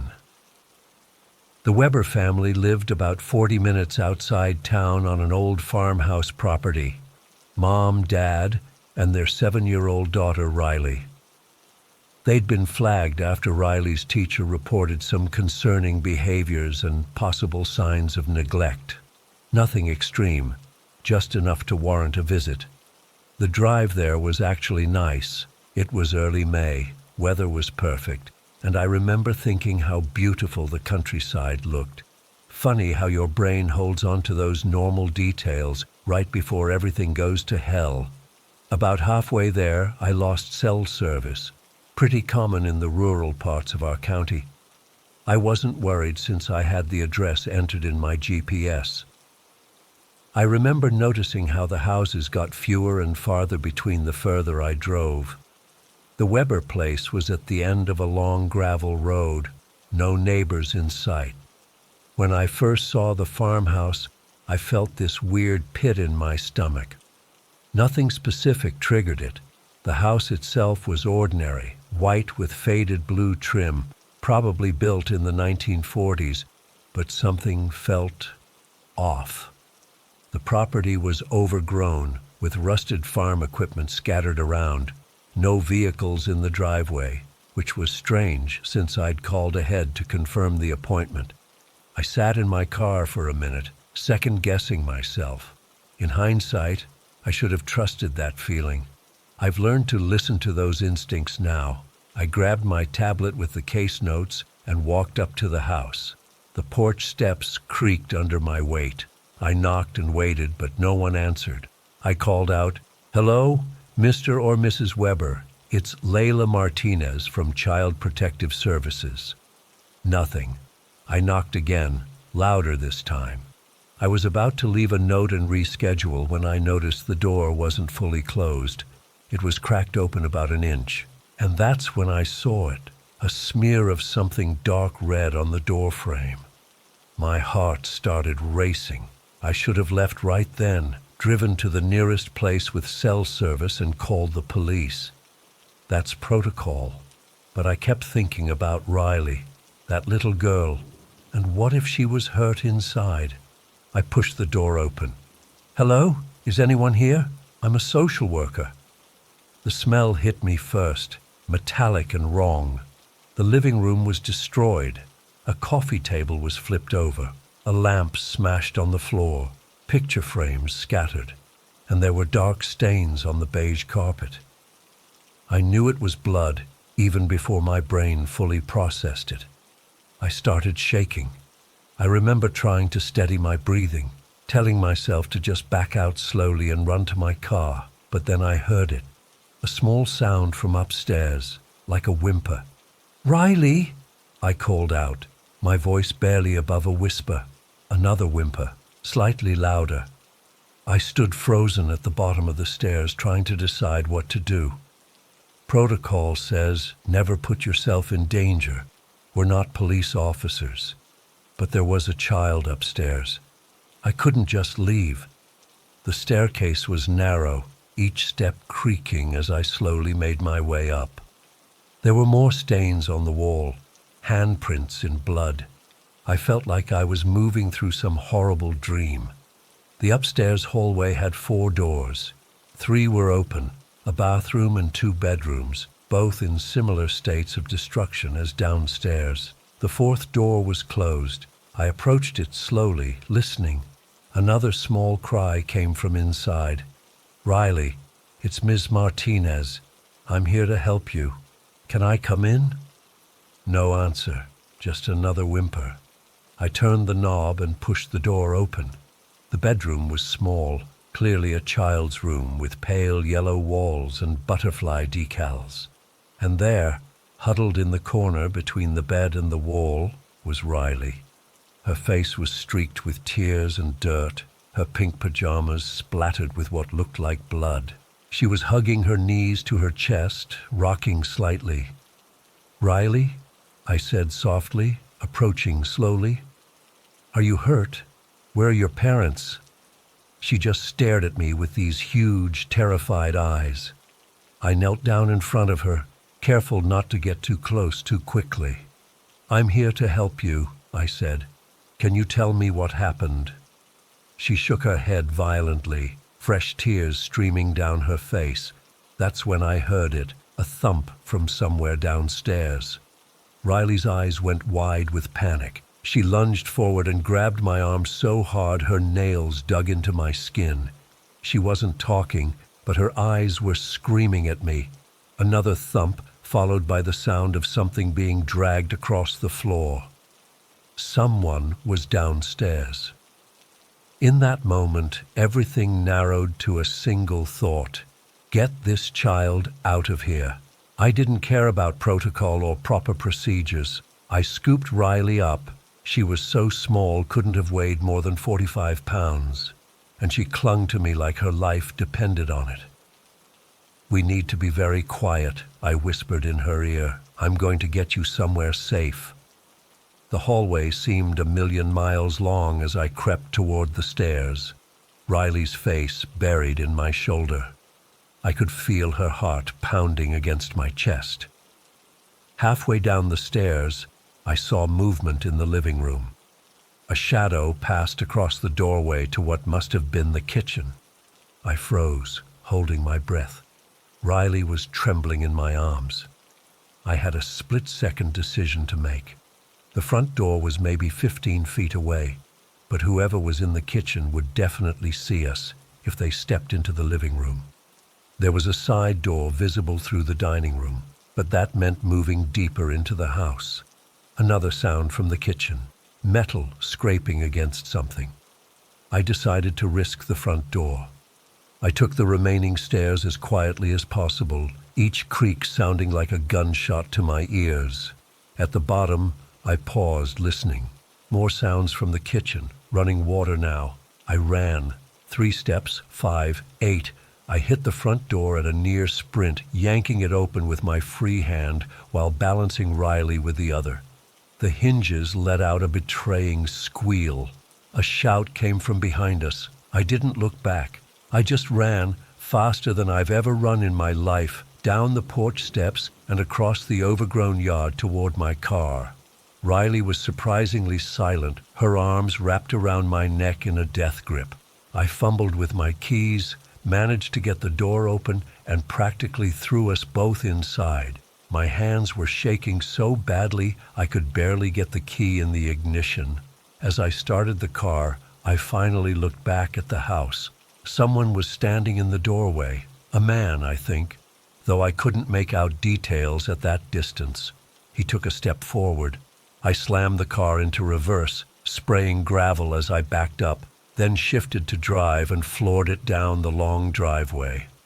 In my rearview mirror, I saw the figure running toward us, but we were already pulling away.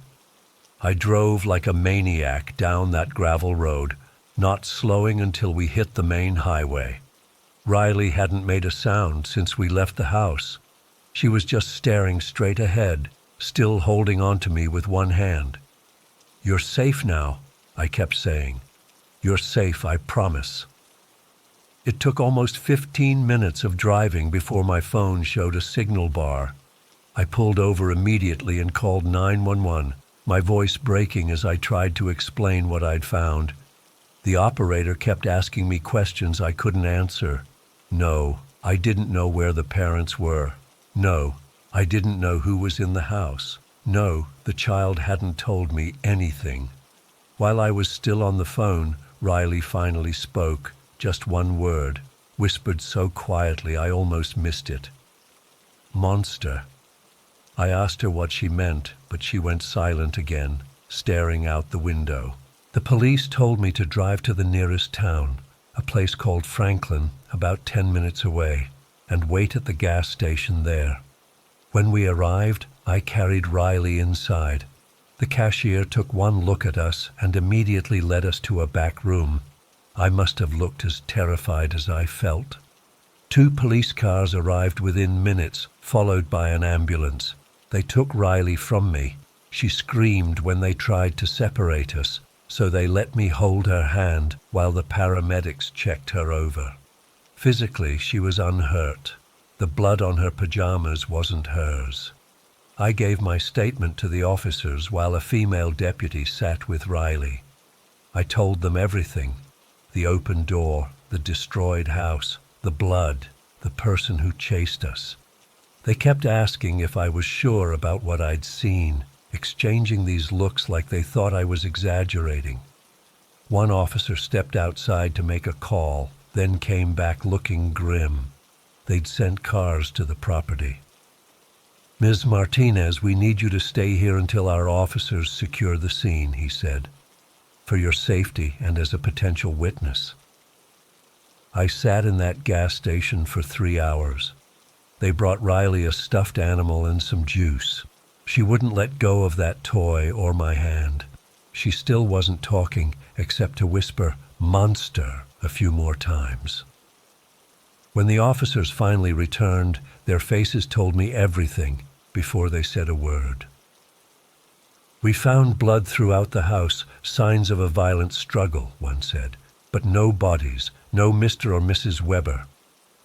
"What about the person I saw, the one who chased us?" "No one was there when we arrived. We've got forensics processing the scene and a search party combing the surrounding area." That's when a woman in plain clothes arrived, another social worker from my department. They needed to take Riley somewhere safe, they explained. A temporary foster placement until they figured out what happened to her parents. Saying goodbye to her was one of the hardest things I've ever done. She clung to me, silent tears running down her face. I promised I'd check on her soon, that she was going to be okay. I don't know if she believed me. I'm not sure I believed myself. They finally let me go home around 8 p.m. I sat in my apartment with all the lights on, jumping at every sound. I called my supervisor and told her I needed time off. She didn't argue. Over the next few days, I learned bits and pieces from colleagues and news reports. The Webers had been having financial problems. Mr. Weber had a history of mental health issues. There were rumors about him owing money to dangerous people. But no bodies have been found. No Mr. or Mrs. Weber. No explanation for the blood in that house, or who was there when Riley and I escaped. I visited Riley twice at her foster placement. She's still not talking much. The therapists say it's selective mutism from trauma. The only thing she's said to me was, "The monster got them. The monster wanted me too." I don't sleep much anymore. I keep seeing that figure in the doorway, hearing those footsteps on the stairs. I keep thinking about what would have happened if I'd arrived 5 minutes earlier, or if I hadn't heard Riley upstairs. The police call with updates sometimes, but there's never anything new, just more questions, more theories. They searched the surrounding woods, brought in dogs. Nothing. I'm supposed to go back to work next week. My supervisor says it'll be good for me. that they'll give me easy cases for a while. But how do I go back to normal after this? How do I knock on another door, walk into another house, not knowing what's waiting inside? And sometimes, on the edge of sleep, I think about those footsteps I heard downstairs, about how whoever was in that house with us is still out there somewhere. I check my locks 3 times every night now. I bought a security system I can't really afford. I sleep with my phone in my hand. I keep telling myself it's over, that I did the right thing, that I saved that little girl. But I can't shake the feeling that it's not over at all, that somehow, in ways I don't understand, it's only just beginning.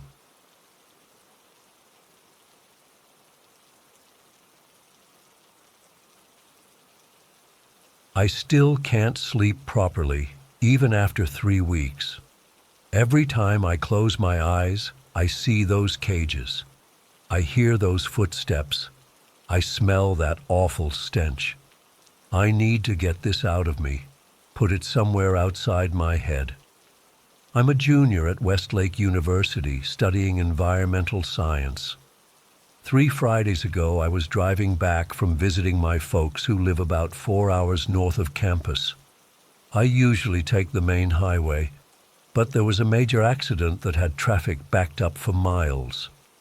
My GPS suggested a detour through some rural back roads. It seemed like a good idea at the time. It was getting close to sunset when I realized something was wrong. The roads kept getting narrower, the pavement more cracked and patched. The GPS signal kept cutting in and out. At one point, it instructed me to turn onto what looked like a private road. I followed it, thinking it was a shortcut. Big mistake. After about 20 minutes of driving on this rough gravel road, surrounded by dense forest on both sides, I knew I was completely lost. The GPS was useless now, no signal whatsoever. My phone showed no service bars. To make matters worse, the fuel light on my beat-up Corolla had come on. I was running on fumes. The sun was sinking fast, and the shadows were getting longer. I remember checking my fuel gauge obsessively, watching the needle creep lower and lower. That hollow feeling in my stomach kept growing as I realized I might be spending the night in my car in the middle of nowhere. Just as the panic was really setting in, I crested a small hill and saw it, a small cluster of buildings maybe half a mile in the distance. There was smoke coming from a chimney, which meant people. I almost cried with relief. As I got closer, though, something felt wrong. The buildings were all weathered and gray, like they hadn't seen a coat of paint in decades. There were no streetlights, no welcoming porch lights, just these dark, hulking structures against the darkening sky. The whole place had this oppressive feeling that's hard to explain, like it was pushing against me, warning me to stay away. I pulled up to what seemed like the main house, a 2-story farmhouse with peeling paint and windows that reflected the sunset like blank, staring eyes. I parked near what looked like the front entrance, killing the engine to save what little gas I had left. The silence when I stepped out was complete. No birds, no insects, not even wind in the trees, just dead quiet. The front yard was bare dirt with patches of scrubby weeds. Old farm equipment rusted in piles. There was a pickup truck parked nearby that looked functional but filthy, caked in mud. I remember thinking that was a good sign. Someone was home who might be able to help me. I walked up to the front door, my footsteps sounding unnaturally loud on the wooden porch. I knocked, trying to look through the grimy windows, but seeing only darkness inside. No one answered. I knocked again, louder this time, and called out, "Hello? Is anyone home? I'm lost and my car's almost out of gas. I could really use some help." Nothing, but I had this creeping feeling that I was being watched. like eyes were on me from somewhere in that darkness. I tried the door handle, but it was locked. That struck me as odd. You don't usually find locked doors in rural areas like this. I stood there on the porch, unsure what to do. That's when I noticed a large barn about 50 yards away. The doors were partially open and there was a dim light coming from inside. Maybe whoever lived here was working out there. I headed toward the barn, trying to ignore how my skin was crawling. The hinges on the barn doors were rusted, and they made this awful squealing sound when I pushed one open wider. "Hello?" I called out again. "Anyone here?" The smell hit me first. This overpowering stench of animal waste, unwashed bodies, and something chemical I couldn't identify. It made my eyes water. As they adjusted to the dim light, I saw them, rows and rows of cages stacked 3 high along both walls of the barn. There were dogs, cats, rabbits, even some exotic-looking birds, and what might have been small monkeys. They were packed into spaces way too small for them.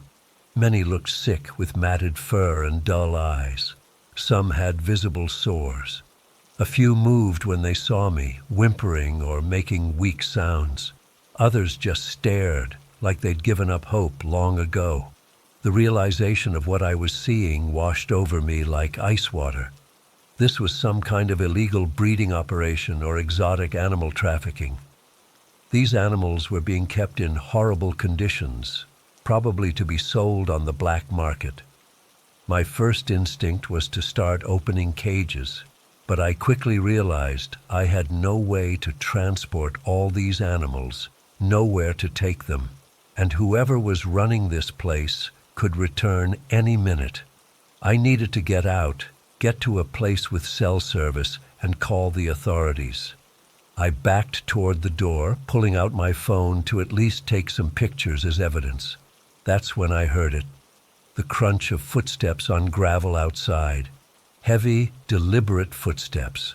More than one person. I quickly ducked behind a stack of empty cages, heart pounding so loud I was sure they could hear it. Through a crack, I saw them enter. 3 men. 2 were tall and heavy-set, wearing dirty work clothes. The third was shorter, wiry, with this permanent sneer on his face. The barn's dim lighting cast their faces in shadow, but I could see their eyes. Cold, calculating, angry. "I'm telling you, someone's here," the shorter one said. "There's a car out front." "Check the back," one of the bigger guys grunted. "I'll look around in here." I was trapped. The only exit was the door they'd just come through. My phone still showed no service. I pressed myself against the wall, trying to become invisible, but I knew it was just a matter of time before they found me. The big guy was moving methodically down the aisle, checking behind equipment, coming closer. I could hear him breathing now. I was going to be discovered in seconds. In desperation, I knocked over a stack of empty cages, creating a loud crash on the opposite side of the barn. All 3 men turned toward the noise. I took my chance and bolted for the door. I almost made it. A hand grabbed the back of my jacket, yanking me backward with such force that I fell hard on the dirt floor. The wind knocked out of me. I looked up to see all 3 men standing over me. The shorter one was holding what looked like a cattle prod. "Well, well," he said, his voice eerily calm. "What do we have here? A lost little college boy." He must have noticed my university sweatshirt. I'm sorry," I stammered. "My car's almost out of gas. I was just looking for help. I'll leave right now and forget I ever saw this place."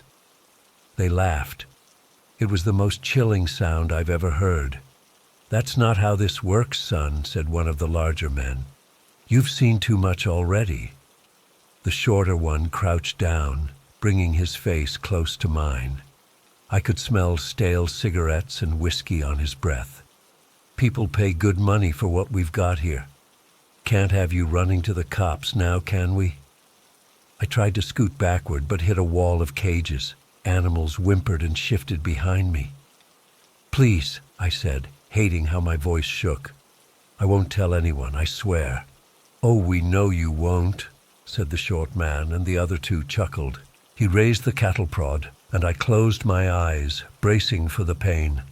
That's when we all heard it. Sirens in the distance, getting closer.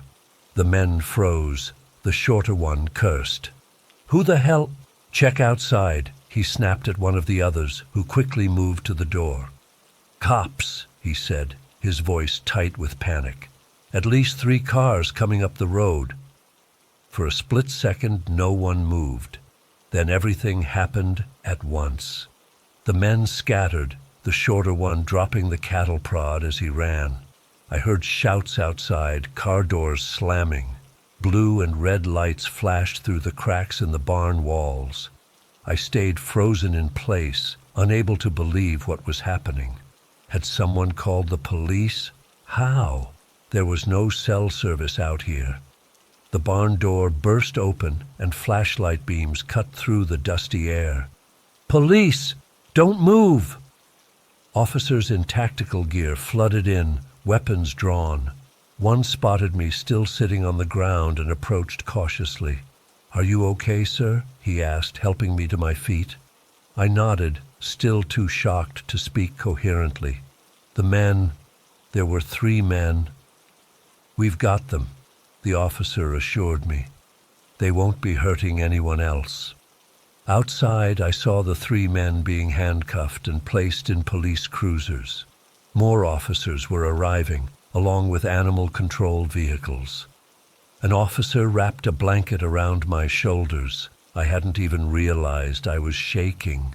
A detective approached me, notebook in hand. "You're a lucky young man," he said. "We've been tracking this operation for months. Illegal animal trafficking, exotic species, black market pets. We were planning a raid for next week, but then we got an anonymous tip that they were moving their inventory tonight." "An anonymous tip?" I repeated, confused. "But there's no cell service out here." The detective frowned. "Someone called it in from a landline about 20 minutes ago. Said there was a civilian in danger at this address." I stared at him. "That's impossible. There was no one else here, and I never found a phone." He shrugged. "Well, someone called, and it's a good thing they did. They took my statement, checked me for injuries, and let me fill my car's tank from one of their emergency gas cans. An officer escorted me back to the main road, making sure I knew how to get back to the highway. As I drove away, watching the police lights fade in my rearview mirror, I couldn't shake the feeling that something wasn't right. Who had called in that tip? Had there been someone else in that house watching me the whole time? Or was it something even stranger? I still don't have answers. I followed the case in the news. They arrested 12 people total, part of a major animal trafficking ring. Over 200 animals were rescued, many of which were endangered species, but no one could explain that phone call. The detective later told me they traced it to an old landline in the farmhouse, a phone that, when they checked it, wasn't connected to any active service. It hadn't been for years. I avoid back roads now. I keep my tank full. And sometimes, late at night, I still hear those footsteps coming toward me, and I wonder what would have happened if that impossible phone call hadn't saved my life. I've been debating whether to share this for weeks now. Part of me wants to forget it ever happened, but I can't sleep properly anymore, and writing this down might help. I still don't understand what happened that night in Maplewood Forest, and I'm not sure I want to. It was supposed to be a simple drive back from my parents' place in Greenfield. My daughter Lily had just turned 4, and we'd spent the weekend celebrating with my family. The visit went great.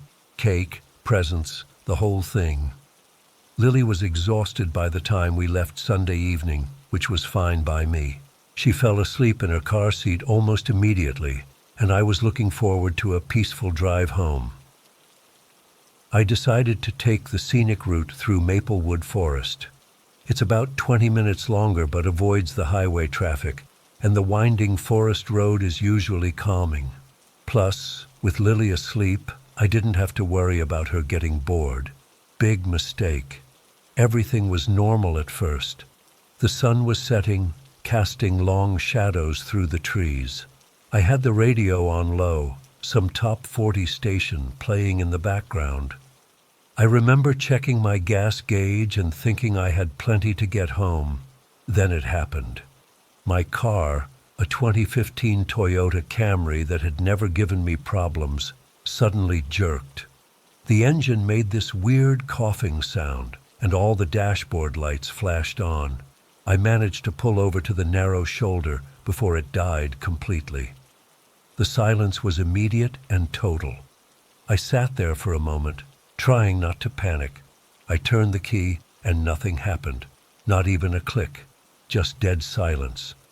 I tried again. Nothing. My heart started racing, but I kept it together. I'm not completely useless with cars. I can check oil and jump a battery, so I popped the hood and got out to look. The forest suddenly felt much darker with the car off. The trees loomed over the road on both sides, dense and tall. I couldn't see anything obviously wrong with the engine. No smoke, no leaking fluids. I checked the battery connections, tight. I got back in and tried again. Still nothing. That's when I reached for my phone. No service, not a single bar. I moved it around, held it up toward the window. Nothing. That's when the first real wave of fear hit me. I knew exactly where we were, about 12 miles from the nearest town, Riverton, and probably 8 miles from any house or gas station. The road through Maplewood isn't heavily traveled, especially on Sunday evenings. I checked the time, 7:43 p.m. The sun was almost gone now, just a faint glow through the trees. I looked in the back seat at Lily, still fast asleep in her pink pajamas, clutching her stuffed rabbit. Her face was so peaceful. I couldn't wake her and make her walk for miles in the dark, and I couldn't leave her alone in the car while I went for help. Could I? I sat there for almost an hour, hoping someone would drive by. No one did. The darkness became complete, and I could hear the nighttime forest sounds starting up. Crickets, distant owl hoots, the rustle of leaves in the breeze. I kept trying my phone. Still nothing. By 9 p.m., I had to make a decision. Lily was still sound asleep. I had her jacket and a blanket. The car doors locked securely. It wasn't too cold out. If I walked quickly, I might find help and be back within an hour or two. I tucked the blanket around Lily, made sure her car seat straps were secure, locked all the doors, and pocketed the keys. I left her a bottle of water and some crackers on the seat beside her in case she woke up. I had my phone's flashlight, a small pocket knife, and a sweatshirt. I felt terrible leaving her, but what choice did I have? The forest was different on foot. The darkness between the trees was absolute. My phone flashlight carved out a small circle of visibility, beyond which was just black. I walked briskly, staying on the road, trying to ignore the sounds around me. That's when I first felt it, the sensation of being watched. I've never been afraid of forests before. I grew up in rural areas and spent plenty of time outdoors. But something about Maplewood that night was different. The air felt heavy, almost sticky. The normal forest sounds, rustling leaves, distant animal calls, seemed wrong somehow, off rhythm, like something was disrupting the natural pattern. I kept walking faster now. The road curved ahead, disappearing into darkness. My flashlight beam bounced with each step, creating moving shadows that seemed to follow me. I couldn't shake the feeling that something was pacing me just beyond the tree line. There was a crack, like a branch breaking, about 20 feet into the woods on my right. I froze, pointing my light toward the sound. Nothing visible, just endless trees. I called out, "Hello, is someone there?" My voice sounded thin and pathetic in the vastness of the forest. No response, just that heavy silence again. I started walking faster, almost jogging now. The sweat on my back felt cold, despite the mild night air. I don't know how long I walked, maybe 30 minutes, when I saw it. A light through the trees, not on the road, but set back a little way in the forest. A warm yellow glow that could only be a window. A house. I hesitated. Going off the road meant heading into the trees, toward whatever had been making those sounds. But it was the first sign of civilization I'd seen, and Lily was alone in the car. I had to try. I turned toward the light, picking my way carefully through the underbrush. It was harder going than I expected. The ground was uneven, hidden roots grabbing at my feet. My flashlight beam seemed weaker now, or maybe the darkness was just deeper here. The cabin, and it was a cabin, I could see that now, was about 100 yards from the road. Small, wooden, with a porch and a single chimney. Light spilled from 2 windows. As I got closer, I could see it wasn't in great shape. The wood was weathered, parts of the porch railing missing, but there was definitely someone home. I approached the door, heart pounding. What kind of person lives this deep in Maplewood Forest? I almost turned back, but then I thought of Lily, alone in the car, and knocked. The sound was unnaturally loud in the quiet forest. I waited, shifting from foot to foot. Nothing. I knocked again, harder this time. The door opened so suddenly I jumped back. A man stood there, probably in his 60s, with a weathered face and gray hair. He wore flannel and jeans that looked like they'd seen better days. "Can I help you?" he asked. His voice was gravelly but not unfriendly. I explained my situation as quickly as I could. Broken down car, no phone service, daughter asleep in the back seat. He nodded, expression softening. "Name's John," he said. "You'd better come in while I call for help. Got a landline that works most days." I hesitated just a second before stepping inside. The cabin was small but tidy. A wood stove in one corner gave off heat.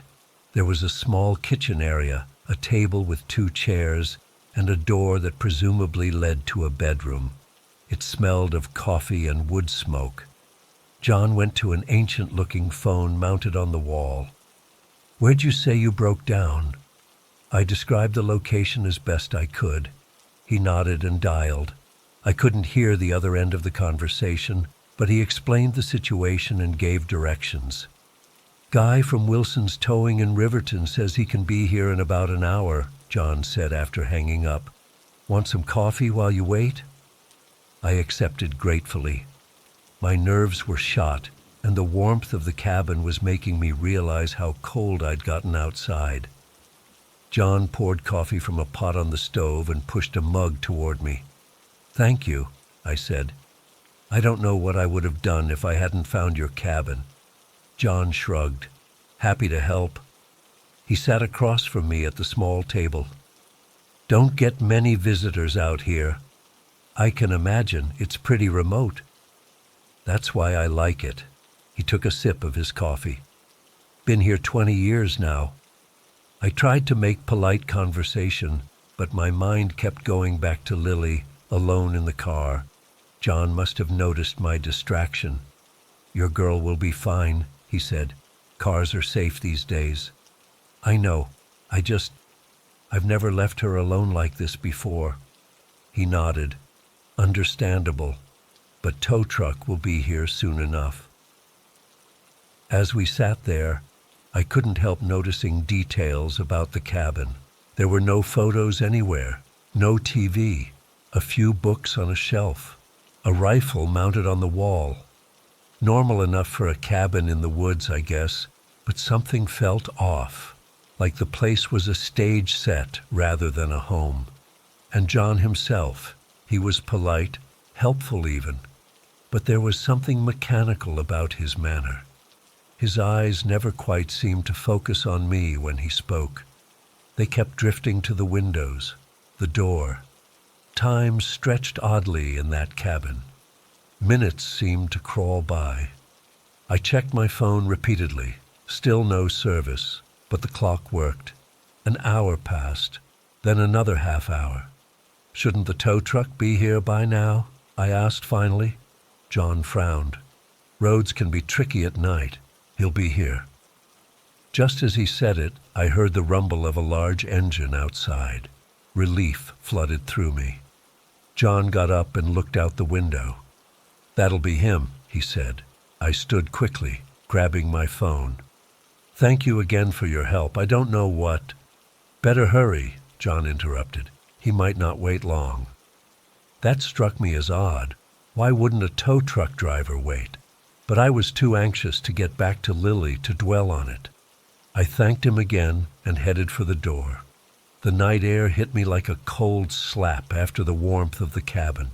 I could see headlights through the trees, back toward the road. I started walking quickly that way, not wanting to lose sight of them. Behind me, I heard the cabin door close with a solid thunk. No footsteps following me, no call of goodbye from John. Just that door closing, like the period at the end of a sentence. The tow truck was huge and old, its yellow light spinning silently on top. The driver was already out, a heavy-set man in coveralls. He waved as I approached. "Car breakdown?" he called. "Yes, thank you for coming. It's about a mile down the road that way," I pointed. "My daughter's asleep inside." He nodded. "Let's go then. You can ride up front with me." I climbed into the passenger seat, relief making my legs weak. As we pulled away, I glanced back toward John's cabin. Something caught my eye, a figure standing at one of the windows, watching us leave. It could have been John, but something about the shape seemed wrong. Too tall, too still. The tow truck lurched forward, its headlights cutting through the darkness. The driver, his name tag said Mike, didn't talk much as we drove, just asked basic questions about my car. I was grateful for the silence. My nerves were shot.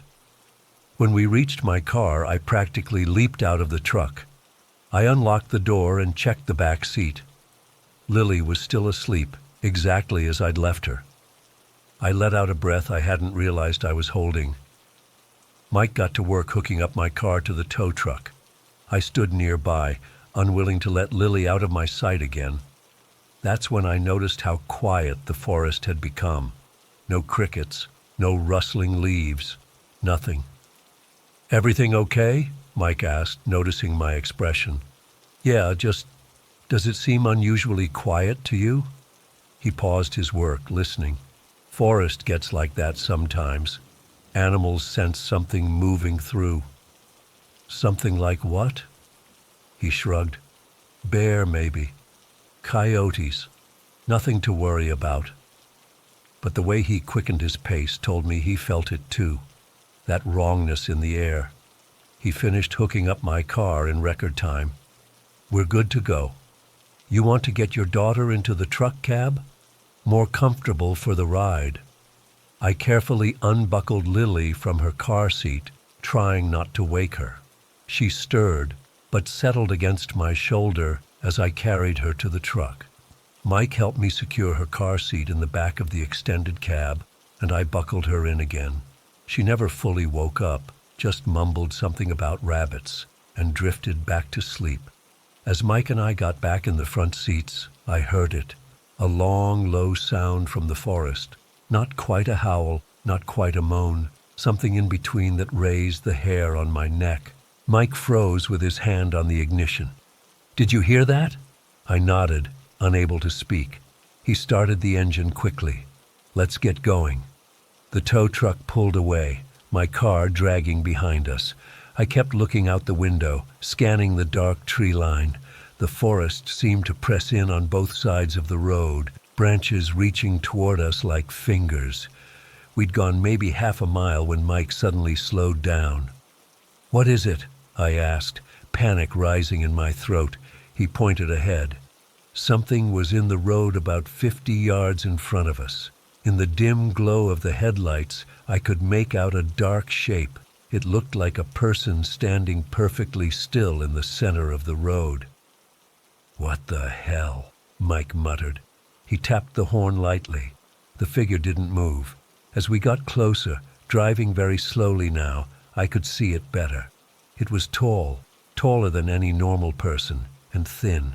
Its proportions were wrong somehow. Limbs too long, torso too narrow, and it was completely black, as if cut from the night itself. "That's not a person," I whispered. Mike stopped the truck completely, still about 30 feet from the figure. The headlights illuminated it fully now, and I realized with mounting horror that I couldn't make out any features. No face, no clothing, just a humanoid silhouette that seemed to absorb light rather than reflect it. "What do we do?" I asked, my voice shaking. Before Mike could answer, the figure moved. Not a step, not a walk. It seemed to glide several feet to the side of the road, the movement unnaturally smooth. Then it disappeared into the trees. Mike floored the accelerator. The truck lurched forward, engine roaring. We sped past the spot where the figure had been, neither of us looking to the side. "Did you see that?" I gasped when we were past. "I don't want to talk about what I saw," Mike said, his knuckles white on the steering wheel. We drove in tense silence after that, both of us jumping at shadows. I kept checking on Lily in the back seat, irrationally afraid that something might have happened to her while my attention was elsewhere. She slept on, peaceful and oblivious. As we approached the edge of Maplewood Forest, where the trees thinned out and you could see the lights of Riverton in the distance, I finally relaxed slightly. We were almost out. That's when I remembered John. "The man in the cabin," I said suddenly. "Did you talk to him on the phone?" Mike gave me an odd look. "What cabin? What man?" My blood went cold. "John, the man who called you. He lives in a cabin about 100 yards off the road." Mike shook his head slowly. "Lady, no one called me. Dispatch radioed that there was a car broken down in Maplewood. Standard procedure when the sheriff's office gets a report." "But," I trailed off, confused. "Then who called it in?" "Don't know. Anonymous tip," dispatch said. I fell silent, my mind racing. If John hadn't called the tow truck, then who had? And how did they know about my car? We finally reached the main road, the forest receding behind us. The lights of Riverton never looked so beautiful. Mike took us to his garage where he said my car could stay overnight. He offered to drive us home in his personal vehicle, which I gratefully accepted. As he drove us to my apartment, Lily finally woke up, confused about where we were. I told her our car got sick and needed to stay at the car doctor. She accepted this explanation and asked if we could have pancakes for breakfast. So normal, so innocent. I hugged her tighter than usual that night before putting her to bed. I've been back to get my car since then. The mechanic couldn't find anything wrong with it. Said sometimes these things just happen. Electrical glitches that fix themselves. I sold that car the next week. I've tried researching Maplewood Forest, looking for stories about a cabin, about John. Found nothing. I even drove out there one afternoon, not taking the forest road, just to the edge where I could see the trees. I couldn't make myself go any further. I still don't know what happened that night, who John was, what we saw on the road, how anyone knew we were stranded. Sometimes I convince myself it was just stress and exhaustion playing tricks on my mind. But then I remember the complete silence of the forest, the way that figure moved, the fact that no one called the tow truck. And I know deep down that something in Maplewood Forest was watching us that night. And sometimes, when I check on Lily sleeping, I can't shake the feeling that it's still watching, waiting for us to return.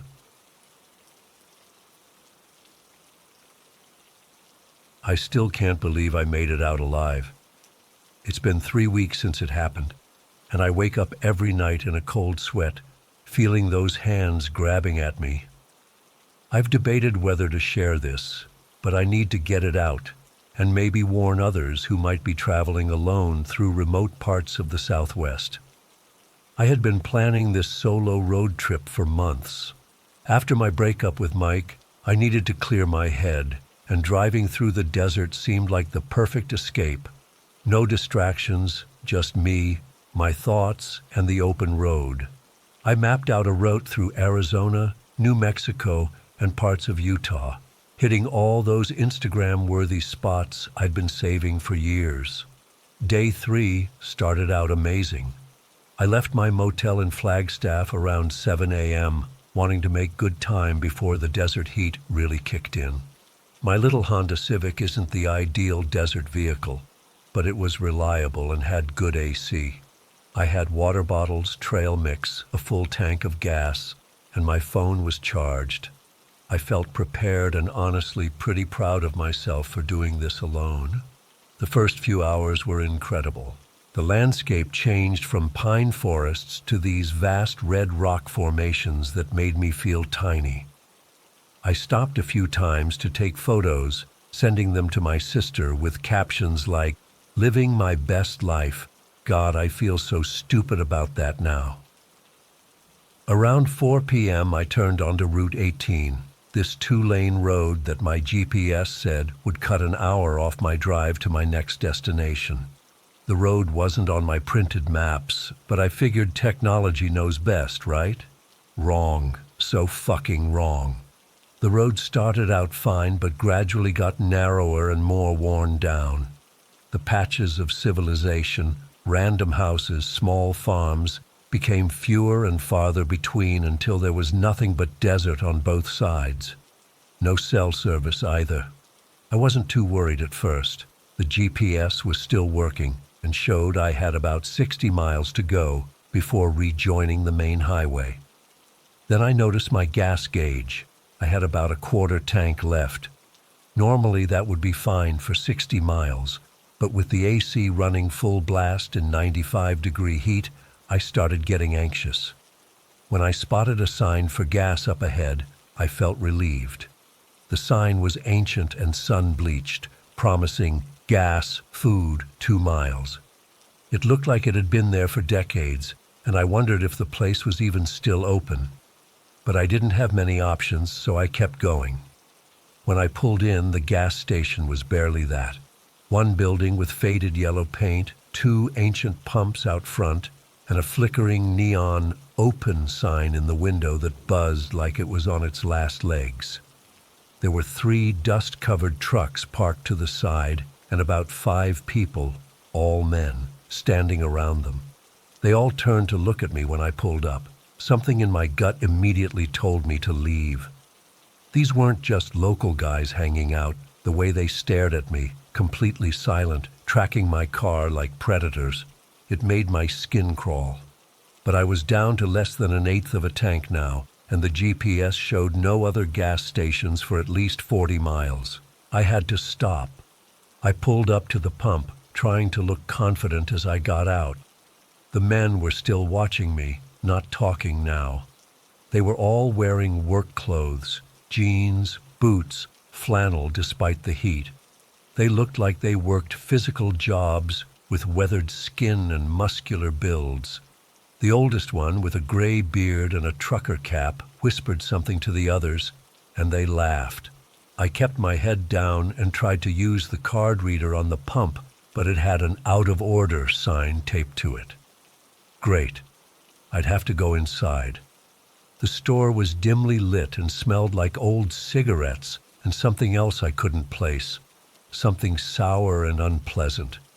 Behind the counter was a woman in her 50s with bleached blonde hair and the deepest wrinkles I've ever seen.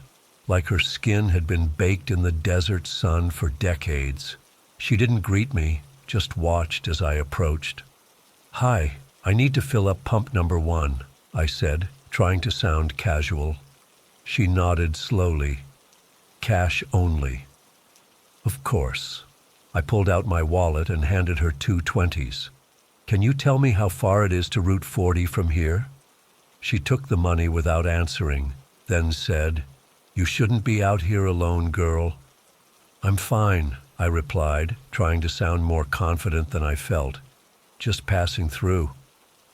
"Nobody just passes through here," she said, finally making eye contact. Her eyes were pale blue, almost colorless. "This ain't on the way to anywhere," I laughed nervously. "Well, my GPS brought me this way." She didn't smile back. "Those things'll get you killed out here.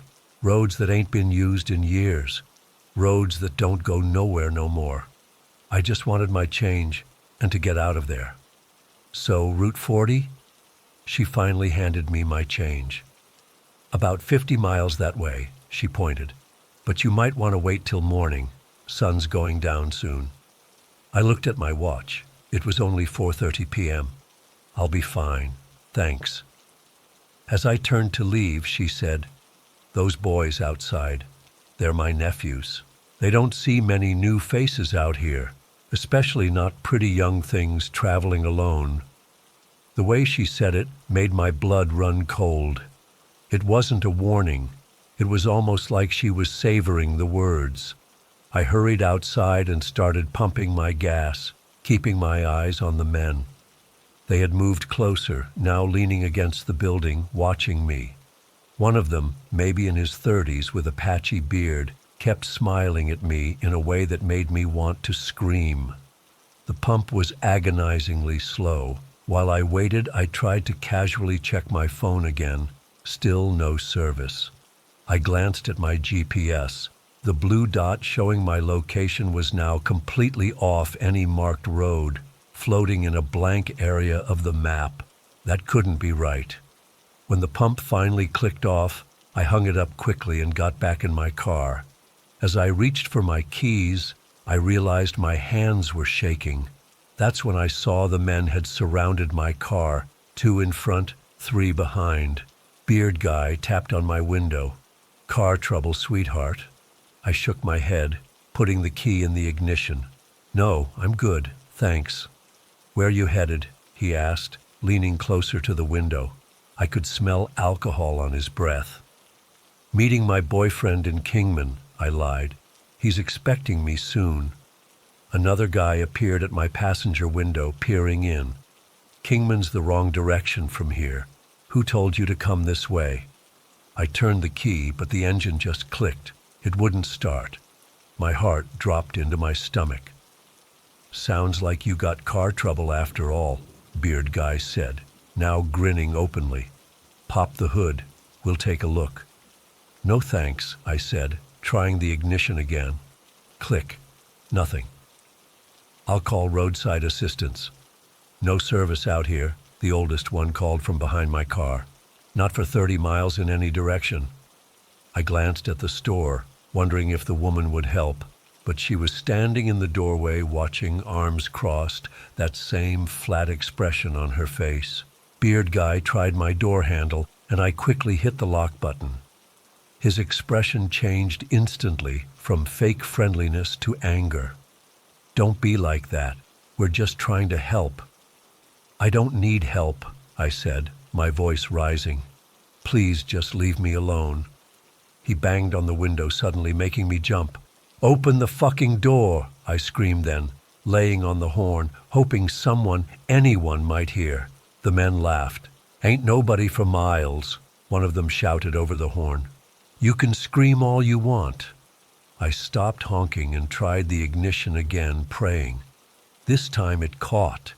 The engine roared to life and I didn't hesitate. I slammed it into reverse. The men behind my car jumped out of the way as I backed up. Then I shifted to drive and floored it. I made it about 10 feet before my front tires exploded simultaneously.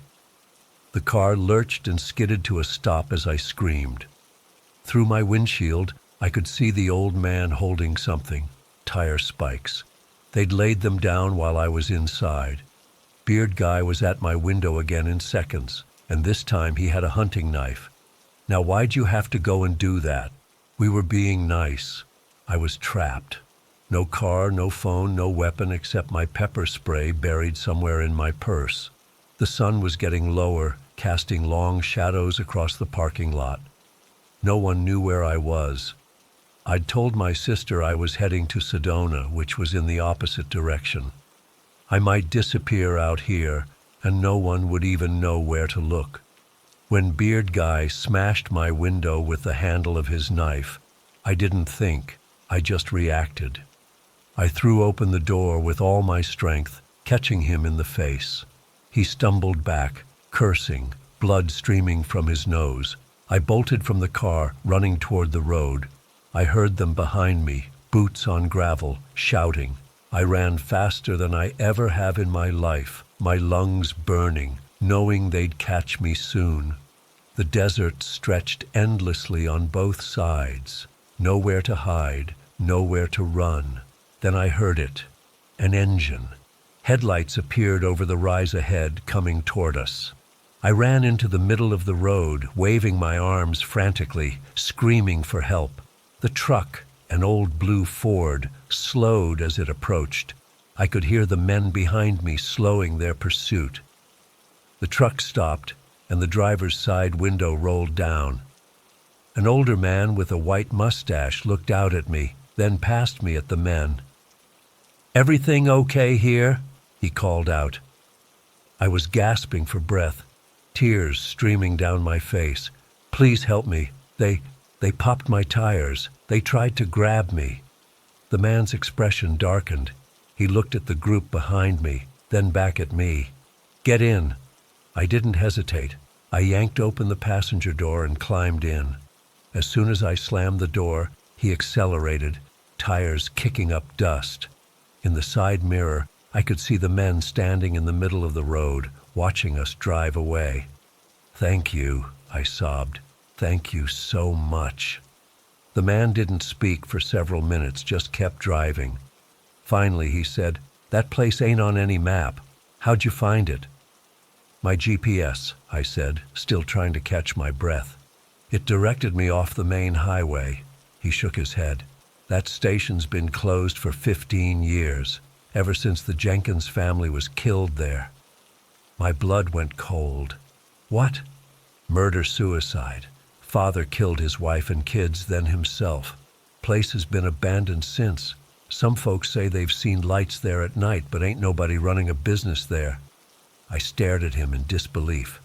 "That's impossible. I filled up my car there. There was a woman inside, men outside." He glanced at me, then back at the road. "Look in your wallet, check your money." With shaking hands, I opened my purse and pulled out my wallet. The cash section was full. All my money was there, including the $40 I thought I'd just spent. "I drive this route every week," the man said quietly. "I've picked up 3 other people in the last year, all saying the same thing. GPS took them there. They saw people, tried to get gas. Always the same description. Older woman inside, men outside who turn violent." I couldn't process what he was telling me. "But my car, my tires were flat. It was real." He nodded. "Your car's still there. We'll call the police when we get to town, have them tow it in. But I guarantee they won't find any gas station." I fell silent, trying to understand. After a few minutes I asked, "Who were they then? What did they want?" He didn't answer right away. Finally, he said, "I don't know. But whatever they are, they're not human. Not anymore." We rode in silence after that.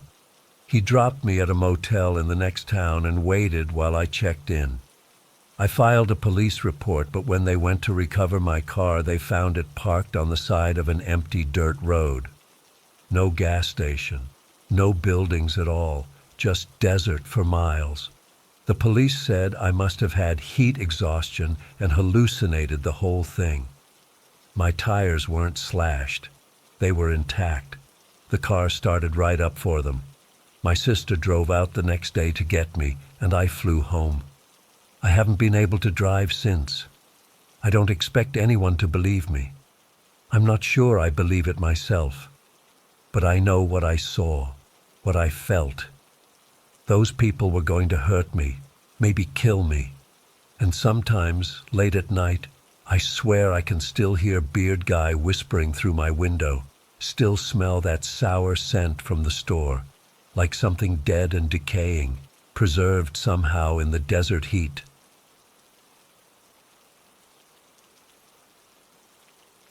I still can't sleep through the night.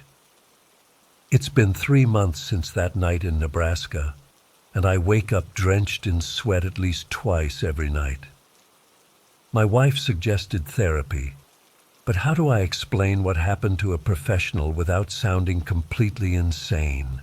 I need to get this off my chest, even if it's just by typing it out to strangers online. We were 5 days into our cross-country road trip. Me, my wife Sarah, our kids Emma, 9, and Aiden, 7.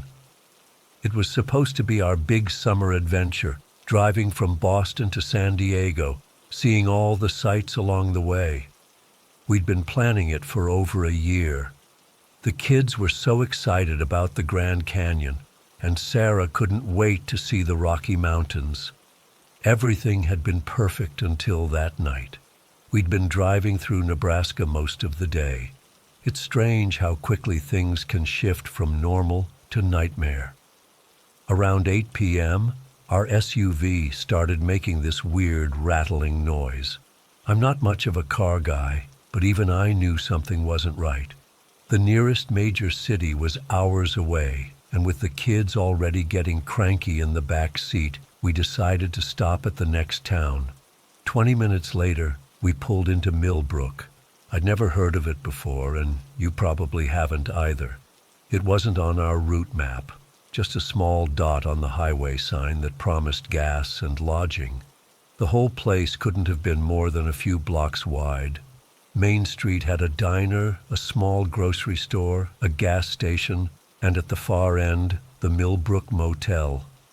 Most of the businesses were already closed, their windows dark.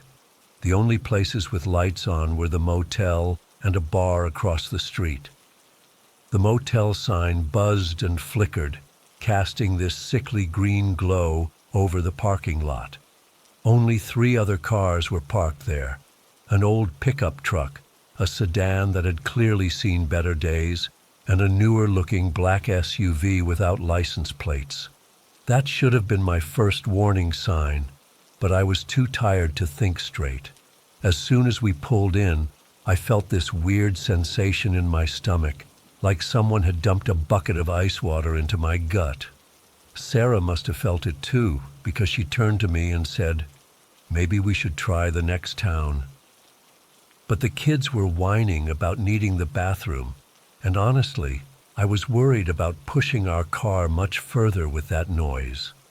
The motel office had this musty smell, like no one had opened the windows in years. A bell jingled when we walked in, but nobody came to the front desk. I called out a few times before this guy finally emerged from a back room. He was tall, painfully thin, with this patchy gray beard and the palest skin I've ever seen. But it was his eyes that really got to me. They were so dark they looked black in the dim light, and they never seemed to blink. "Need a room?" he said. Not a question. Like he knew exactly why we were there and had been waiting for us. I nodded, trying to act normal. "2 beds if you've got it, just for tonight." He slowly looked over my family, his gaze lingering on the kids in a way that made my skin crawl. Emma stepped behind me, clutching the back of my jacket. "Passing through?" he asked, his voice flat. "Yeah, heading to California, having some car trouble." His mouth twitched into something resembling a smile. "Nobody's just passing through Millbrook these days." I laughed awkwardly, but he didn't join in. He slid an actual metal key across the counter, not a key card like most motels use now, but an old-fashioned key attached to a plastic tag with the number 17 on it. "Last room on the right," he said. "Don't go wandering around after dark. Town has a curfew." I paid in cash because their card machine was down. As I counted out the bills, I noticed his hands. The fingernails were yellowish and long, and there was something dark caked under them that I really hoped was just dirt. Back in the car, Sarah whispered, "I don't like this place, Mark." "It's just for one night," I reassured her, though I was feeling increasingly uneasy myself. "First thing tomorrow, we'll find a mechanic and get back on the road." Room 17 was at the very end of the motel, facing away from the main road. The door stuck when I tried to open it, like it had swollen in the frame. The room itself was about what you'd expect from a roadside motel. 2 queen beds with faded floral bedspreads, a small bathroom, and a TV that probably dated back to the early 2000s. The carpet felt damp under my shoes, and there was a strange stain on the ceiling above one of the beds that looked disturbingly like a handprint. Sarah immediately checked the bathroom, pulling back the shower curtain with a quick jerk, like she was afraid something might be hiding behind it. The kids were unusually quiet, sensing our tension. "Let's just get some sleep," I said, trying to sound upbeat. "We'll be out of here before you know it." We brought in our overnight bags and locked the door behind us. I double-checked it, then wedged a chair under the handle for good measure. Sarah gave me a look but didn't say anything. I think she was relieved. The kids were too wound up to sleep right away, so we let them watch TV while Sarah and I whispered about what to do in the morning. The only channel that came in clearly was showing some old black-and-white Western. The reception kept cutting in and out, making the cowboys' faces distort in weird ways. Around 10:30, we finally got the kids settled into one bed. Sarah and I took the other, but I knew neither of us would be sleeping much. Every sound from outside seemed amplified, a car door slamming, voices murmuring, footsteps passing by our door, pausing, then moving on. I must have drifted off eventually because the next thing I knew, I was jolted awake by a loud bang on our door. The digital clock on the nightstand read 2:17 a.m. Sarah sat up beside me, her eyes wide with fear. "What was that?" she whispered. Before I could answer, it came again. Bang, bang, bang, hard enough to make the door rattle in its frame. "Management!" a voice called out. It was deep, nothing like the thin man who'd checked us in.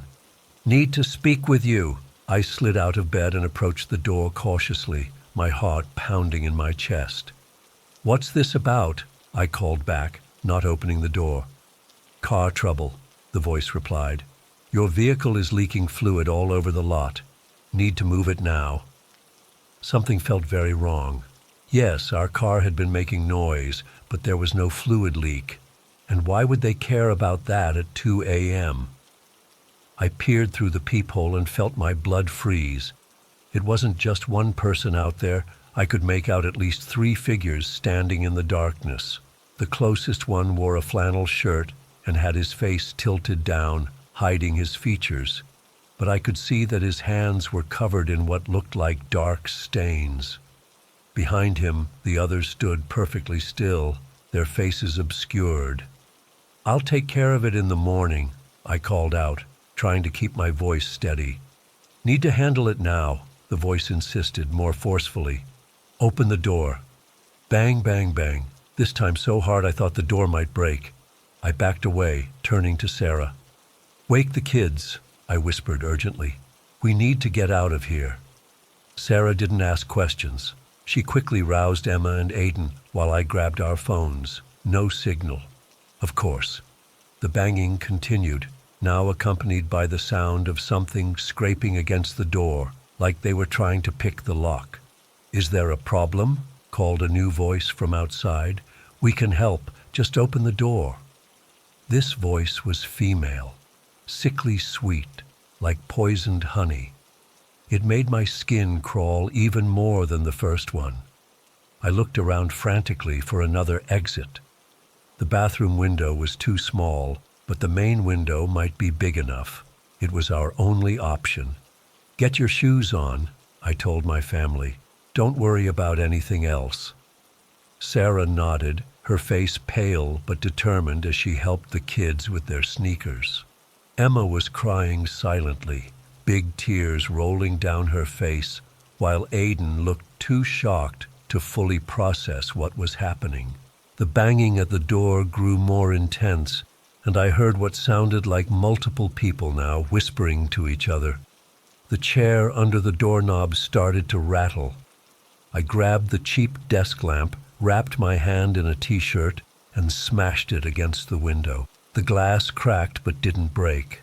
I hit it again, harder, and this time it shattered. I used the lamp to clear away the jagged edges as best I could.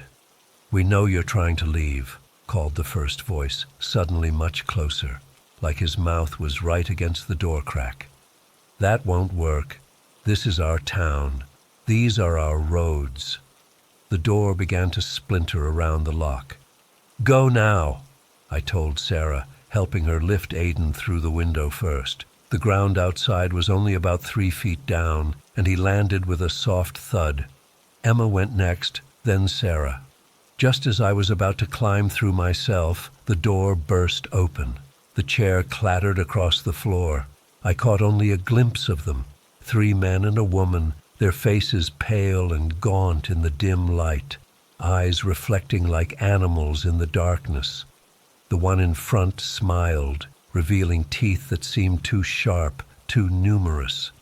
I dove through the window, feeling a sharp pain as my arm caught on a piece of glass I'd missed. I hit the ground hard but scrambled to my feet immediately.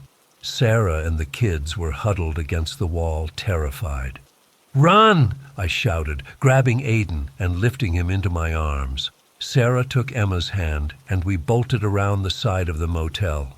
I could hear them coming after us, the sound of the window frame splintering as they forced their way through, then footsteps on gravel.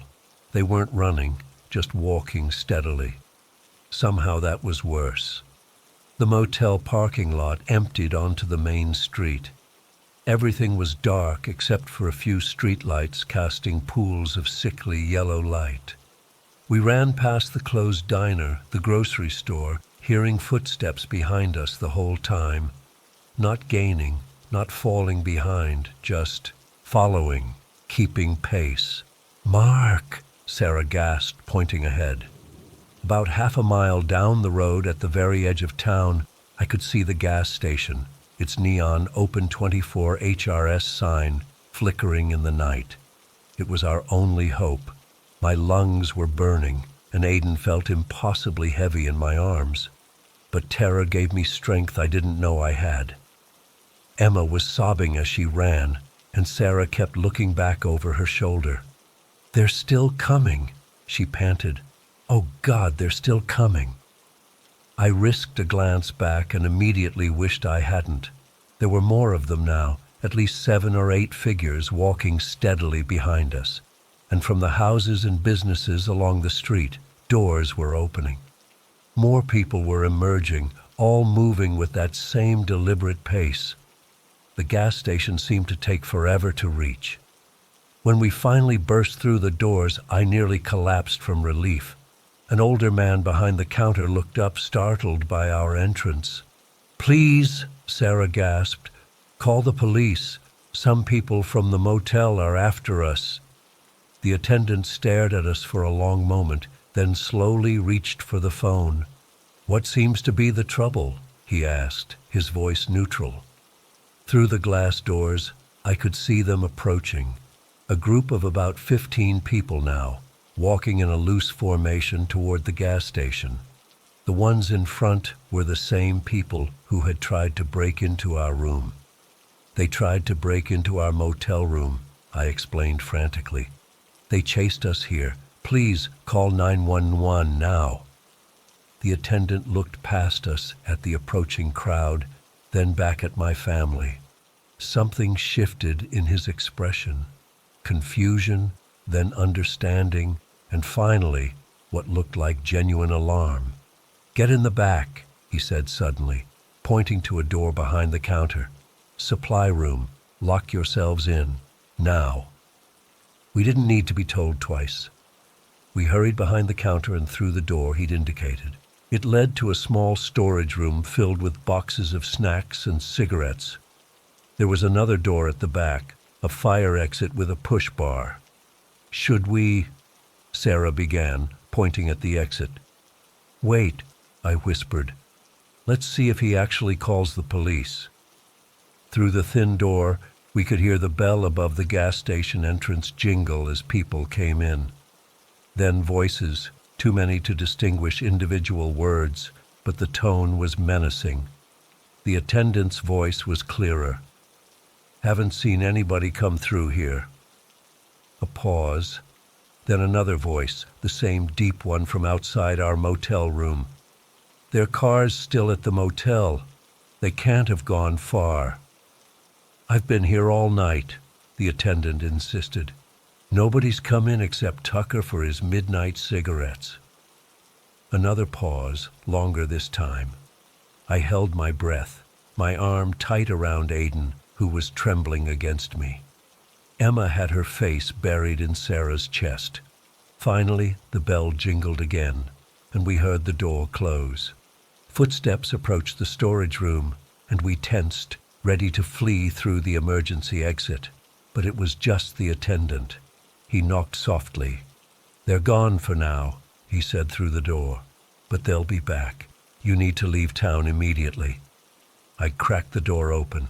"What's going on here? Who are those people?" The attendant, his name tag read Earl, looked genuinely frightened. "You picked the wrong town to stop in," he said. "Millbrook's changed in the past year. Most normal folks left. Those that stayed," he shook his head, "they're not right anymore, ever since that new factory opened outside town." "What factory?" Sarah asked. "Doesn't matter now," Earl said firmly. "What matters is getting you folks out of here. Your car at the motel?" I nodded. "Keys?" I pulled them from my pocket. "I'll go get it," he said. "They know me, won't suspect anything. You all wait here." "But," I started to protest. "No buts," he cut me off. "I've lived here 62 years. I know how to handle these people. You've got children to think about." He was right. I handed him the keys, describing our SUV. "Give me 15 minutes," he said. "If I'm not back by then, take my truck out back. Keys are in the visor." He pointed to another door that presumably led to a back lot. Those 15 minutes were the longest of my life. We huddled in that storage room, jumping at every sound. I kept picturing those people with their too sharp teeth and dead eyes. What would they have done if they'd caught us? I didn't want to know. Exactly 14 minutes later, we heard a vehicle pull up outside the emergency exit. I tensed, ready to grab the kids and run. But then came Earl's voice. "It's me. Come on out. Quickly now." We pushed through the emergency exit to find our SUV idling there, Earl in the driver's seat. He slid over as I approached. "Interstate's 15 miles straight down this road," he said, pointing. "Don't stop for anything. Not police, not an accident, nothing. Just drive until you hit the next major town." "What about you?" Sarah asked. Earl shook his head. "This is my home, always has been." "You should come with us," I insisted. "Those people, been dealing with them for months," he said. "I'll be fine. Now go, before they realize what's happening." We piled into the SUV, and I pulled away as fast as I dared without turning on the headlights. In the rear-view mirror, I could see Earl watching us leave, a solitary figure in the gas station's fluorescent glow. Beyond him, shadows moved along the main street of Millbrook. Once we hit the open road, I floored it. The engine made that same rattling noise, but I didn't care. We needed distance between us and that town. None of us spoke for nearly an hour. The kids eventually fell into an exhausted sleep in the back seat, but Sarah and I stayed wide awake, jumping at every set of headlights we saw in the mirror. We drove straight through to Denver, stopping only for gas at a busy station off the interstate. I kept expecting to see a black SUV without plates following us, but it never appeared. 3 months later, and I still can't shake what happened. I tried looking up Millbrook online, but there's almost nothing about it. Just a tiny dot on the map that most people would drive right past without noticing. I did find one news article from about 18 months ago mentioning a new processing facility that opened outside town. Something about chemical runoff concerns, but the article was vague on details, and the company name led to a dead website. Sometimes I wonder about Earl, if he's still there, still helping the occasional travelers who make the mistake of stopping in Millbrook after dark, or if he eventually became like the others. I don't know what was happening in that town. I don't know what those people wanted from us. But I do know that if we'd opened that motel room door, or if Earl hadn't helped us, we wouldn't be here today. We never did finish our cross-country trip. Some things just don't seem important anymore after a night like that. But I still check the locks twice before going to bed, and I still wake up hearing that banging on the door, those voices calling for us to open up. If you're driving through Nebraska and see a sign for Millbrook, keep going. Don't stop, no matter what. Some towns aren't meant for visitors, and some nights don't end when the sun comes up.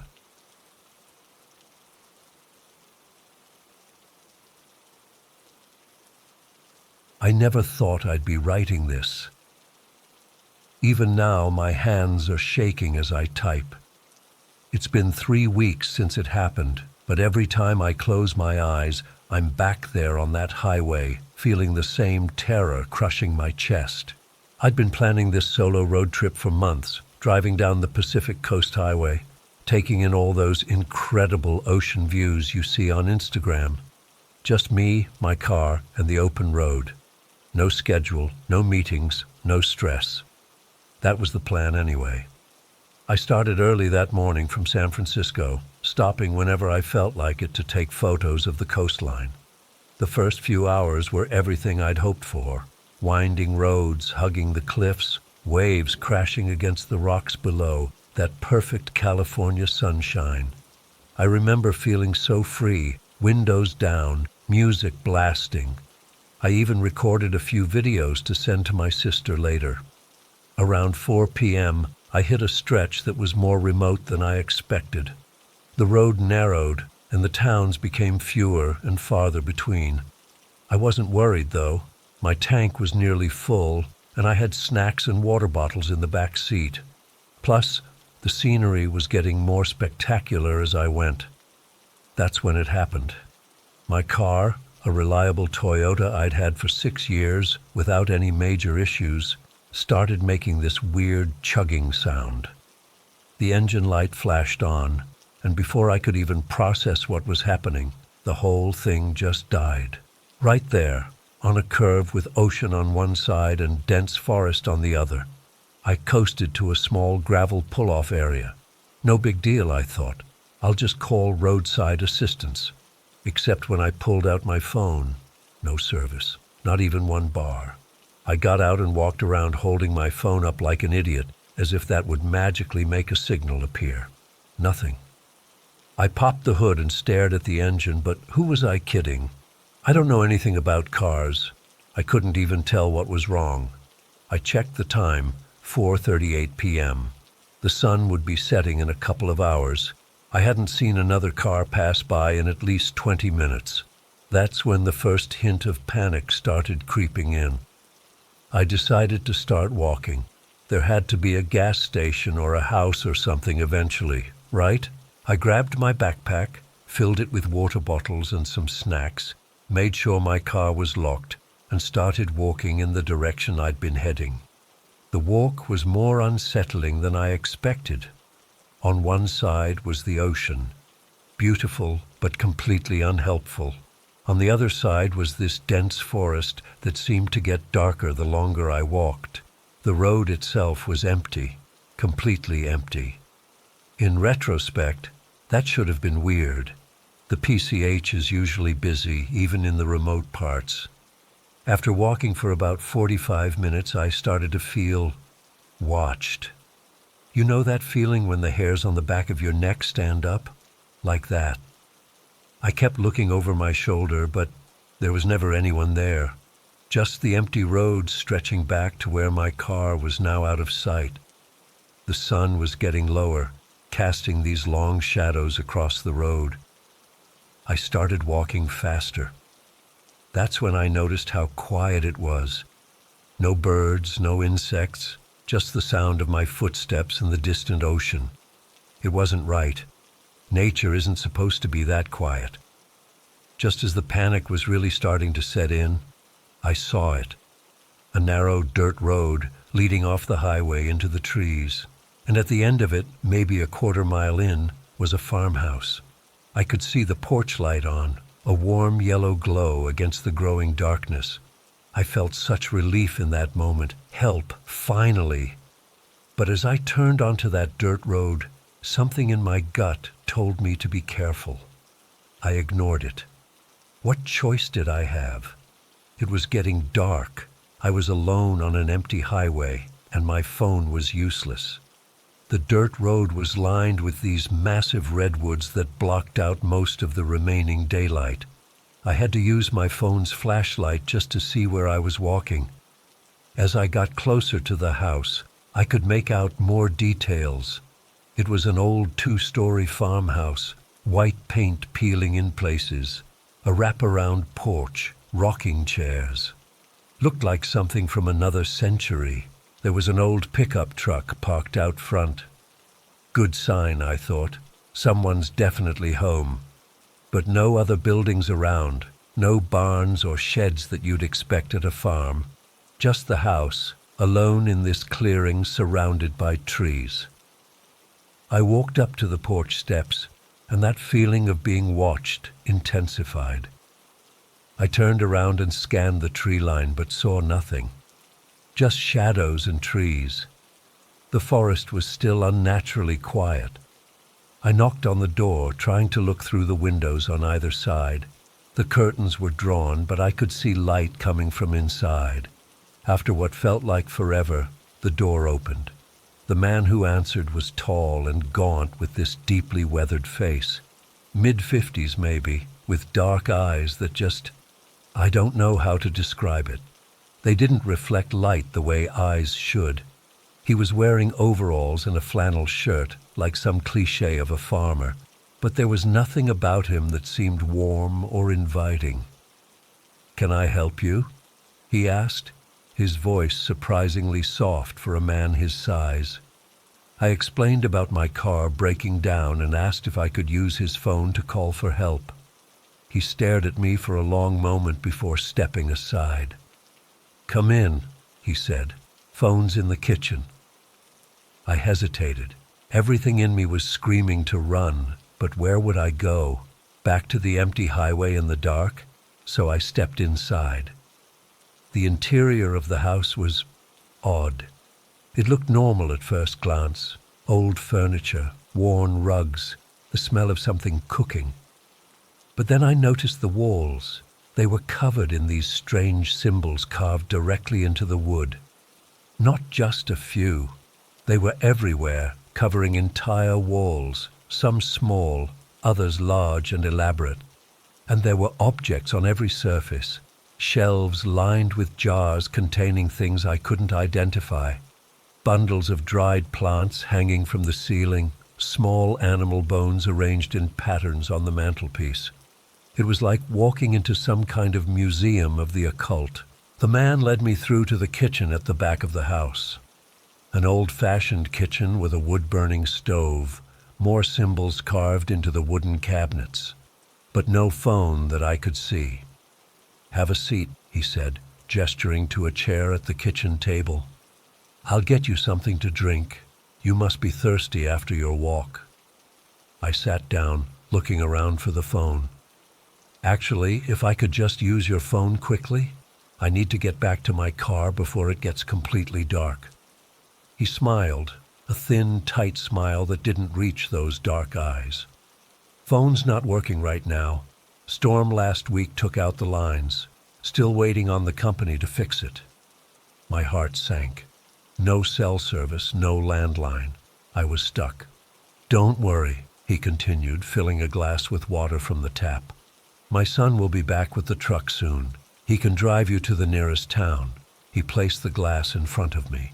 The water looked off, slightly cloudy. I pretended to take a sip, but didn't actually drink any. "You live out here alone?" I asked, trying to keep my voice casual. "With my family," he said, sitting down across from me. "My son is out running errands. My wife and daughter are upstairs. They're resting." The way he said resting made my skin crawl. I hadn't heard a single sound from upstairs since I entered the house. "That's nice," I said, feeling anything but. "Must be peaceful out here." "We like our privacy," he replied, eyes never leaving my face. "Not many folks come this way. Highway's been closed for repairs for the past week. You must have missed the signs." My blood went cold. Closed? That couldn't be right. I hadn't seen any signs, and there had been plenty of traffic earlier in the day. He was lying, but why? Before I could respond, there was a loud thump from upstairs, like something heavy falling on the floor. The man's eyes flicked toward the ceiling, then back to me. His expression changed for just a second, a flash of something malicious. "My wife must be up," he said, standing suddenly. "Wait here." He left the kitchen, and I heard his footsteps on the stairs. As soon as he was gone, I stood up and looked around frantically. There was a back door off the kitchen. That was my way out. But as I moved toward it, something on the counter caught my eye. A newspaper, today's date. The headline made my blood freeze. "Search continues for missing hikers along Pacific Coast Highway." And below it, a smaller headline. "Fifth disappearance in 3 months raises concerns." I grabbed the paper and quickly scanned the article. 5 people gone missing in this area since summer began. All solo travelers. All last seen on this stretch of the PCH. From upstairs came the sound of angry whispers, then silence, which was somehow worse. I didn't wait to hear more. I moved toward the back door, but just as I reached for the handle, I heard the man's footsteps on the stairs again. He was coming back down. I froze. The footsteps stopped at the bottom of the stairs. Then I heard him moving through the house, back toward the kitchen. I had seconds to decide. In that moment, something caught my eye on the wall next to the door. A key rack, several keys hanging there, including what looked like car keys. Without thinking, I grabbed them and shoved them in my pocket just as the man appeared in the kitchen doorway. His face had changed. The pretense of hospitality was gone, replaced by something cold and calculating. He looked at me standing by the door, then at the newspaper on the counter where I'd left it. "Thinking of leaving?" he asked, his voice dangerously quiet. "That would be rude. I told you my son will be back soon to help you." "I think I'll just start walking back to the highway," I said, trying to keep my voice steady. "Maybe another car will come by." "I told you," he said, taking a step toward me. "The highway is closed. No one is coming by." My heart was hammering so hard I thought it might burst. I took a step back, bumping into the door behind me. "Thank you for your help," I said, reaching behind me for the doorknob. "But I really should get going." His expression darkened. "I can't let you do that." That's when I heard it. Another sound from upstairs, But this time it wasn't a thump. It was a scream, a woman's scream, quickly muffled. The man lunged forward. I don't remember deciding to run. I just moved. I yanked open the back door and burst outside into the darkness. Behind me I heard him shouting, his footsteps heavy on the wooden floor. I ran blindly across the backyard toward the trees. The moon provided just enough light to see by, but I had no idea where I was going. Just away. Away from that house, away from him. I could hear him behind me crashing through the underbrush. "You can't get away," he shouted. "There's nowhere to go." The forest was dense and dark. Branches whipped at my face. Roots tried to trip me. I kept running, my lungs burning, heart pounding in my ears. I had no plan except to put as much distance between us as possible. After what felt like hours but was probably only minutes, I couldn't hear him anymore. I slowed down, trying to silence my ragged breathing as I listened for any sign of pursuit. Nothing but the sound of the forest around me. I realized I had no idea where I was or which direction would lead back to the highway. I pulled out my phone to use as a flashlight, but it was dead. The battery completely drained, which made no sense because it had been at 70% when I entered the house. That's when I remembered the keys in my pocket, the truck keys. If I could circle back to the house and reach the truck without being seen. It was insane, but it was my only option. I oriented myself as best I could and started moving carefully through the woods, trying to make as little noise as possible. Every snap of a twig under my feet sounded like a gunshot in the quiet forest. It took me nearly an hour of careful movement before I could see the clearing again. The house was lit up, every window glowing. The truck was still there, and no one was outside. They must have assumed I was lost in the woods. I crouched at the edge of the tree line, watching the house for any movement. After several minutes of nothing, I decided to make my move. I sprinted across the open space to the truck, keys clutched in my hand. I reached the truck and unlocked it as quietly as I could, praying the lights wouldn't flash or the horn wouldn't beep. Nothing. I opened the door slowly, climbed in, and closed it gently behind me. The key slid into the ignition. I turned it, and the engine roared to life. Immediately, the front door of the house burst open. The man appeared on the porch, his face contorted with rage. He was holding something in his hand, something that glinted in the porch light. A knife. I slammed the truck into reverse, stomped on the gas, and shot backward down the dirt driveway.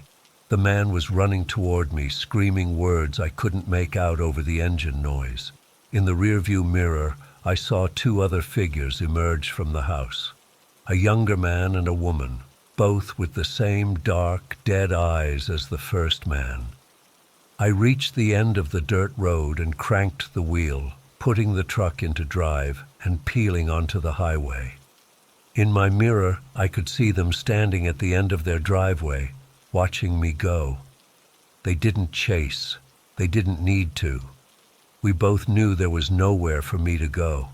Except there was. I drove like a maniac, the truck's headlights cutting through the darkness. After about 15 minutes, I saw lights ahead, the glowing windows of buildings, a small town, civilization. I pulled into the first gas station I saw and ran inside, babbling to the attendant about the farmhouse and the family and the missing hikers. He called the police, who arrived quickly. I told them everything, showed them the truck I'd stolen. They seemed concerned, took my statement seriously. 2 officers drove back with me to show them the turnoff to the house, but when we got there, nothing. No dirt road, no break in the trees, just uninterrupted forest along that stretch of highway. The officers were skeptical but kept searching. They even brought in a search team the next day to comb the woods. They found nothing. No house, no clearing, no evidence that anything had ever been there. They did find my car, though, right where I'd left it. The engine started on the first try. No issues at all. The missing hikers are still missing. The police say they're investigating, but what can they investigate? A house that isn't there? A family no one can find? I drive a different route now when I travel. I don't take the PCH anymore. Sometimes at night I still hear that man's voice, still see those dead eyes watching me from the darkness. Still wonder about the woman who screamed, and if there are others there, hidden away in that house that doesn't exist. I don't know what happened that day. I don't know who or what that family was. All I know is that sometimes, when I'm falling asleep, I swear I can hear footsteps outside my door. And every time my phone dies unexpectedly, I wonder if they've found me again. I've always considered myself an adventurer. Not the epic mountain climbing, river rafting kind, just someone who loves getting lost in nature, finding those spots tourists don't know about. Last month, that almost cost me my life. I'd been planning this solo trip to the Pacific Northwest for months. My buddy Jake had told me about these hidden waterfalls and viewpoints in the mountains about 4 hours east of Seattle. Dude, there's spots up there that'll blow your mind and you won't see another soul all day, he'd said. That was exactly what I wanted. Peace, quiet, and those Instagram-worthy views without fighting crowds. I rented a decent SUV, packed my gear, and hit the road early morning. The main highway was fine, but once I turned onto Forest Service Road 27, things got remote fast. The pavement ended after about 10 miles, turning to gravel, and my cell signal disappeared shortly after. No problem. I had downloaded offline maps and marked the trailheads Jake recommended. The scenery was incredible. Massive Douglas firs and cedar trees creating this cathedral-like canopy above me. Light filtered through in these perfect rays that made everything look magical. I stopped a few times to take photos, breathing in that crisp mountain air that smells like nothing else on earth.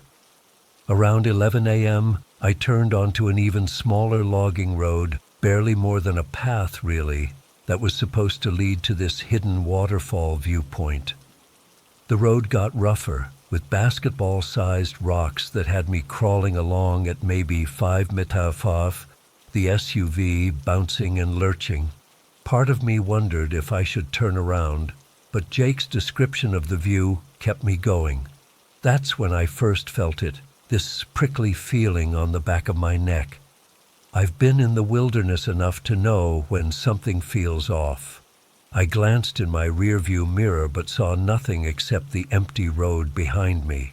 Still, I couldn't shake the sensation of being watched. I told myself it was just my imagination running wild in the isolation. Maybe a deer or elk watching from the trees. I kept driving, but turned down the music so I could hear better. About 15 minutes later, I heard it, the unmistakable crack of a gunshot somewhere in the distance. My heart rate kicked up, but I reasoned it away. Hunting season. Probably someone after deer or small game. Totally normal in these parts. But something about that shot sounded purposeful. I drove another mile or so when another shot rang out. This one much closer, the sound echoing off the rock face to my right. Then another. This definitely wasn't normal hunting behavior. I reached for my phone anyway, forgetting momentarily that I had no service. My palms were sweaty on the steering wheel. The road ahead narrowed even more, with a steep drop-off to the left and a wall of rock to the right. I was about to turn around when I saw them. 3 men stood in the middle of the road about 100 yards ahead. Even from that distance, I could tell they weren't hikers or regular hunters. They wore mismatched camo clothing and what looked like face paint.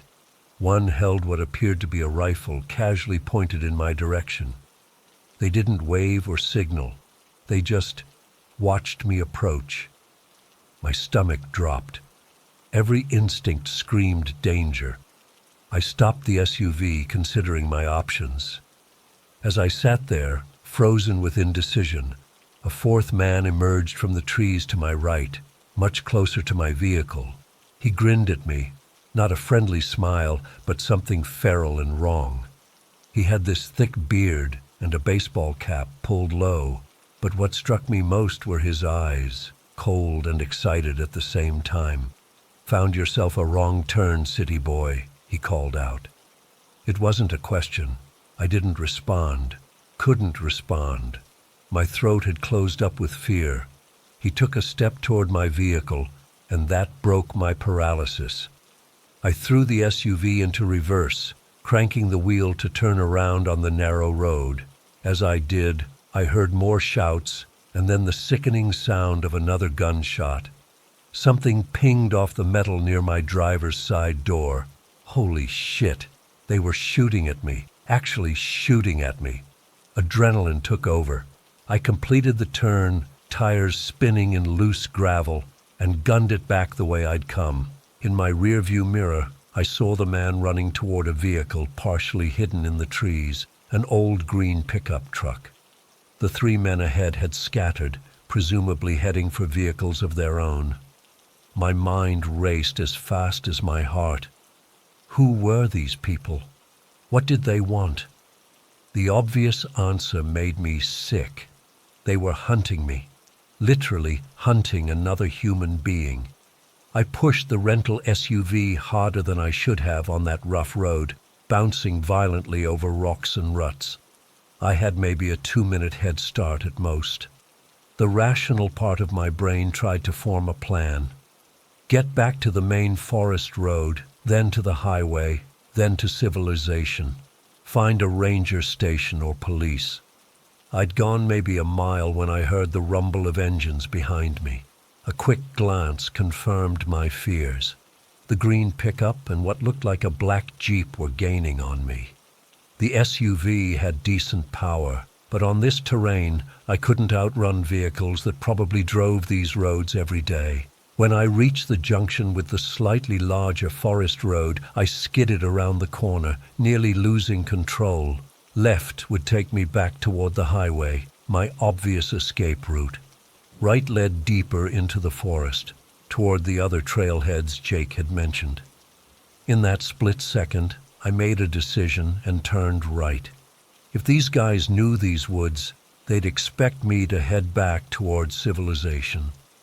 Maybe I could lose them on one of the side roads, double back somehow. It was a desperate move. For a few minutes I thought it might have worked.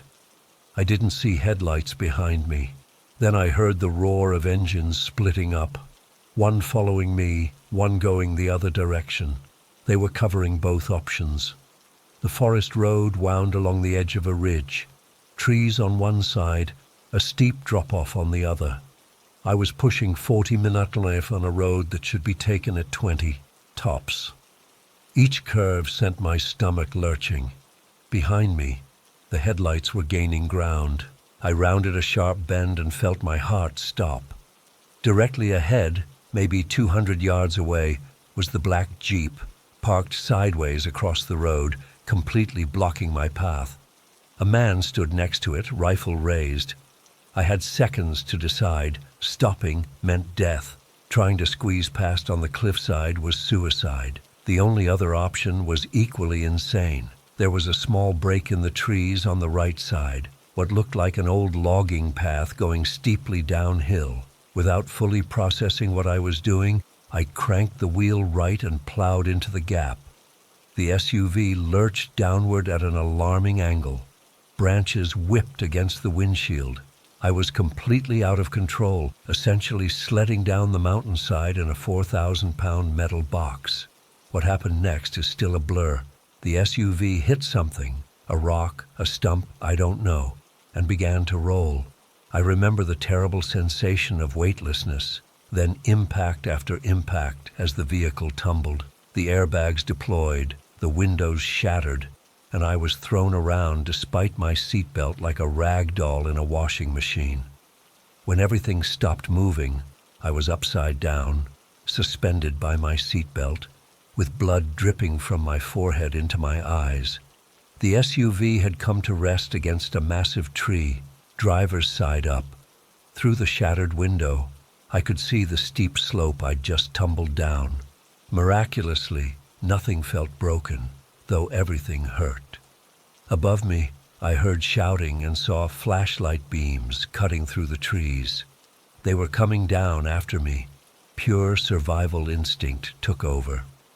I unclicked my seatbelt, falling awkwardly onto the crushed roof of the vehicle.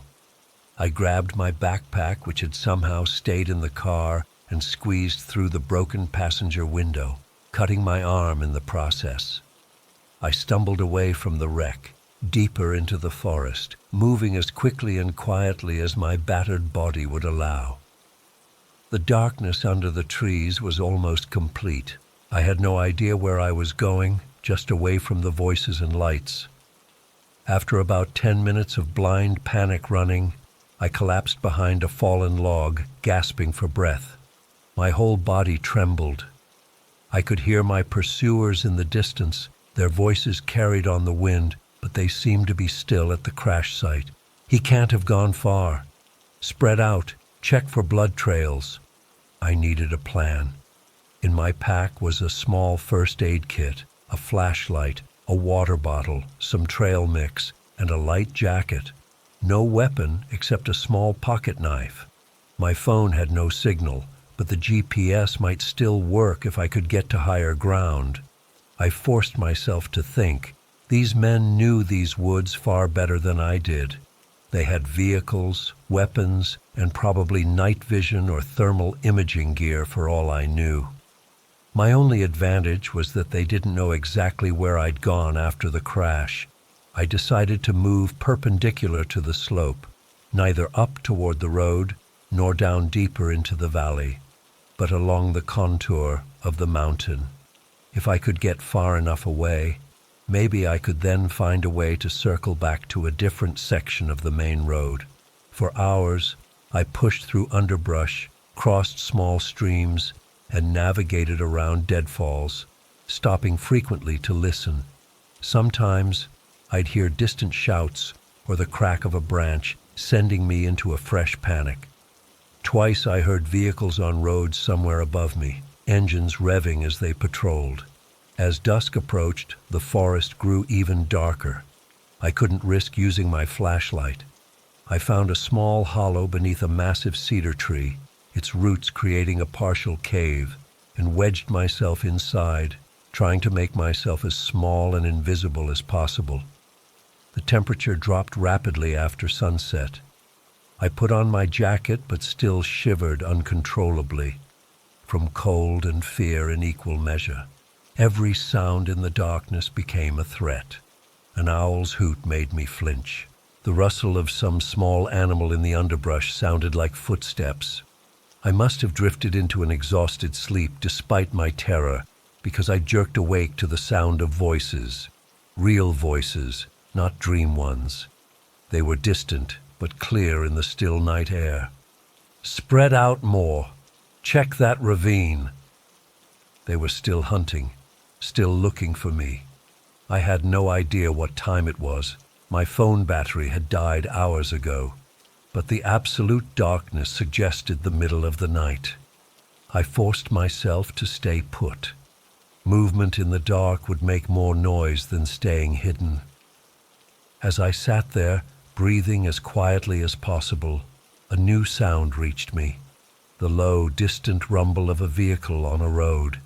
But this one sounded different, heavier, not the pickup or jeep from earlier. Hope surged through me. Could it be a logging truck? A Forest Service vehicle? Anyone normal who might help? I listened as the sound grew slightly louder, then began to fade. Whatever it was passing by, not stopping. My hope began to crumble. Then I heard something else. Angry voices from my pursuers, but now with a new urgency. "Someone's coming. Get off the main road. We'll come back tomorrow. He's not going anywhere if he's still alive." The voices faded. I waited, barely breathing, For what seemed like hours, but was probably only 20 minutes. No more voices, no more lights moving through the trees. I had to take the chance. That vehicle I heard might represent my only opportunity for rescue. With aching limbs, I crawled from my hiding place and oriented myself toward where I thought the sound had come from. The forest at night was an obstacle course of invisible hazards. I tripped over roots, walked face first into branches, and slid down small slopes. But I kept that direction, climbing gradually upward, hoping I was heading toward a road. After what felt like forever, the trees began to thin. I could see a faint lightening of the sky, not dawn yet, but that deep blue that precedes it. And there, through the trees ahead, I saw it, the straight line of a road cutting through the forest. I approached cautiously, staying within the tree line, watching and listening. No sign of my pursuers, no vehicles, just an empty forest road bathed in pre-dawn twilight. I was trying to decide which way to go when I heard it, the beautiful sound of an engine in the distance, growing louder. Headlights appeared around a bend, illuminating the mist that hung over the road. It was a logging truck moving slowly on the rough road. Without thinking about the risks, I lurched out of the forest and into the middle of the road, waving my arms frantically.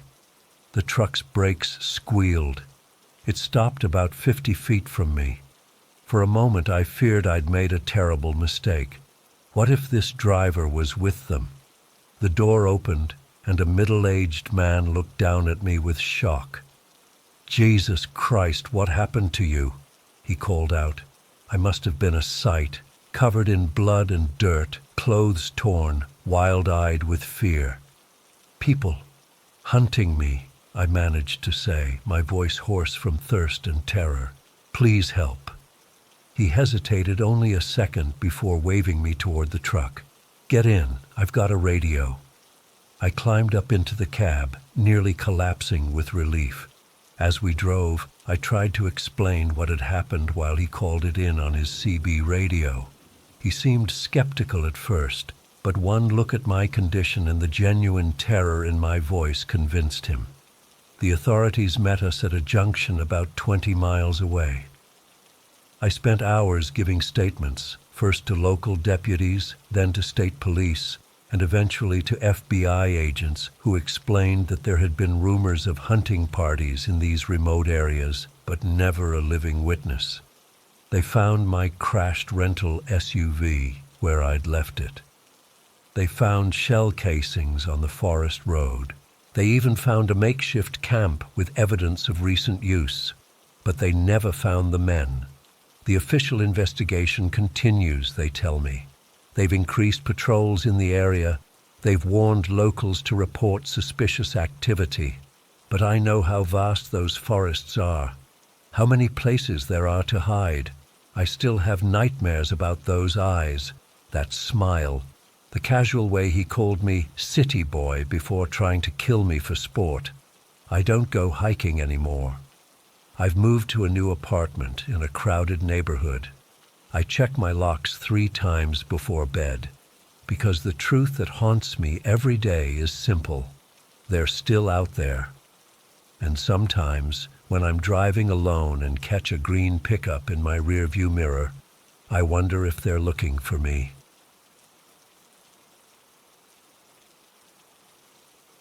I still think about that town every single day. It's been 3 months now and I can't shake it. I've always been the adventurous type, you know. I saved up for almost a year for this solo road trip through the Appalachians. I'd been planning routes, marking viewpoints, researching hidden gems off the beaten path. That's how I ended up on that road in the first place. I was about 6 days into my trip when it happened. It was late afternoon, and I'd been driving for hours on this winding mountain road. Beautiful scenery, don't get me wrong, but after a while your back starts to hurt and your eyes get tired. I remember checking my gas and realizing I was running lower than I was comfortable with. Then, like an answer to my thoughts, I saw a road sign. Welcome to Haventon, next exit, gas food lodging. Perfect timing, I thought. I needed to stretch my legs, grab something to eat, and fill up. Maybe even find a motel if it was getting too late. Nothing seemed off at first.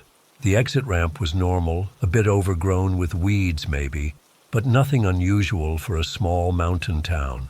I followed the main road in, passing the Welcome to Haventon, population 842 sign. The first thing I noticed was how quiet it was. No cars moving, no people walking around. I figured maybe it was a Sunday, or some local event had drawn everyone away. Small towns can be like that. I pulled up to what looked like the town's main street. There was a small diner, some shops, a hardware store, a bank. All normal stuff. I parked in front of the diner and got out. That's when the strangeness really hit me. There wasn't just a lack of people, there was this stillness in the air that felt wrong, like the whole place was holding its breath. I walked up to the diner's windows and peered inside. Tables were set with plates of food, some half-eaten. Coffee cups still had steam rising from them. A ceiling fan was slowly spinning, but no people, not a single person. My first thought was honestly that there must be some kind of emergency, maybe a fire nearby or a chemical spill, and everyone had been evacuated. But then why would they leave everything like this? Why would food still be warm? I tried the door to the diner. It opened easily. I called out, "Hello? Anyone here?" My voice seemed to die in the air, like the silence was swallowing it up. The food on the plates looked fresh. A burger with a bite taken out of it. A salad barely touched. I even touched one of the coffee cups, still warm. I went back outside, a knot forming in my stomach. I told myself there had to be a logical explanation. Maybe I was missing something obvious. I walked further down the street, checking shops as I went. The hardware store had a "Sale Today Only" sign in the window. Inside, the lights were on, the register open. In the local bank, computer screens were still glowing, a half-filled form sitting on one of the desks. The gas station at the end of the main street was just as deserted. A car was parked at one of the pumps, the gas nozzle still in its tank, like someone had been in the middle of filling up when they vanished. I checked my phone, no signal.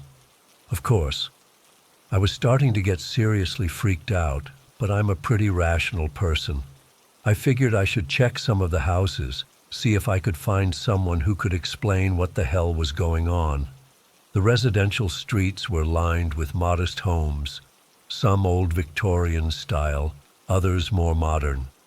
What struck me was how normal everything looked. Cars in driveways, a bicycle left on a front lawn, sprinklers running in one yard.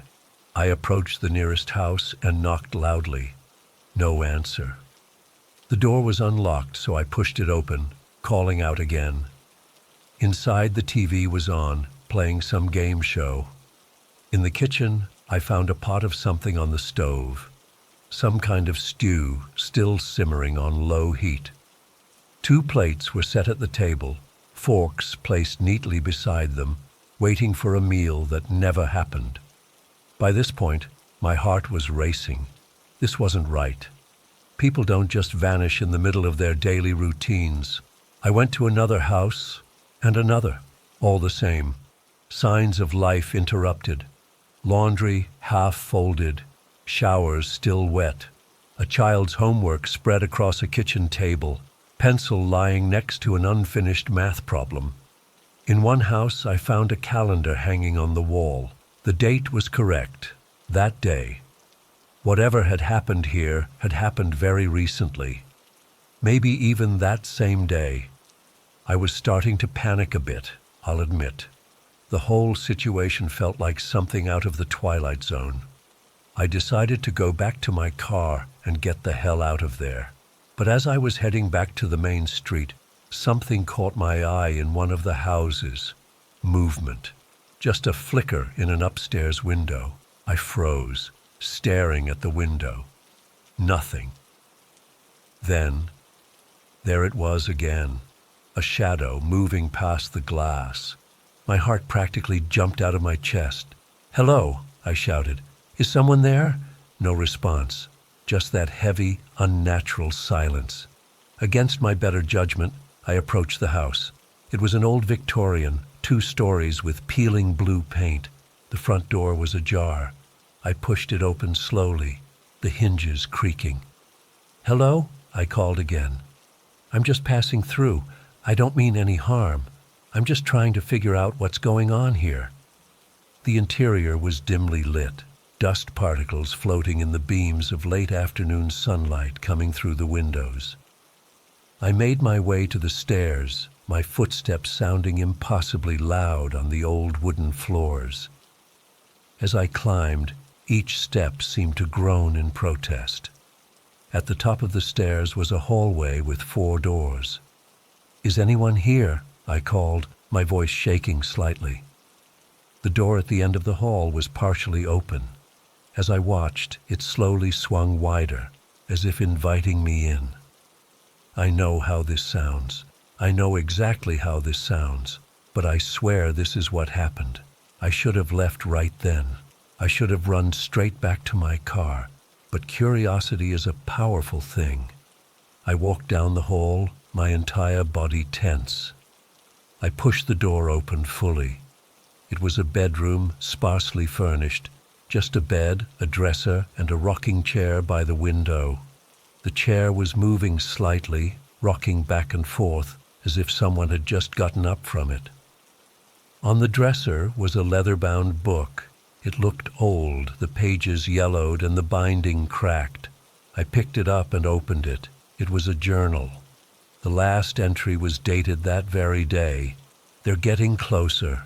I can feel them watching from the trees. No one believes me, but I know what I saw. Those aren't people anymore, not since they went into the old mine. God help us all." I dropped the journal like it had burned me. That's when I noticed something else. The floorboards near the bed were different from the rest, newer looking. One of them was slightly raised. I knelt down and pried it up with my fingers. There was a small space beneath, and inside it was another journal, this one stained with what looked horribly like dried blood. With shaking hands, I opened it. April 18th, they came in the night. Strangers, 5 of them, asked about the old mine. Marcus took them there, even though everyone knows that place has been off limits for generations. They didn't come back. Marcus did, but he wasn't Marcus anymore. His eyes were wrong, empty. He didn't speak, just watched. April 20, more people acting strange. Mrs. Halloway from the diner, the Chen family, Sheriff Doyle. They all went to see what happened at the mine. None of them talk now, they just watch. April 27th, half the town is gone now. The others don't want to believe it. They think it's some kind of mass hysteria.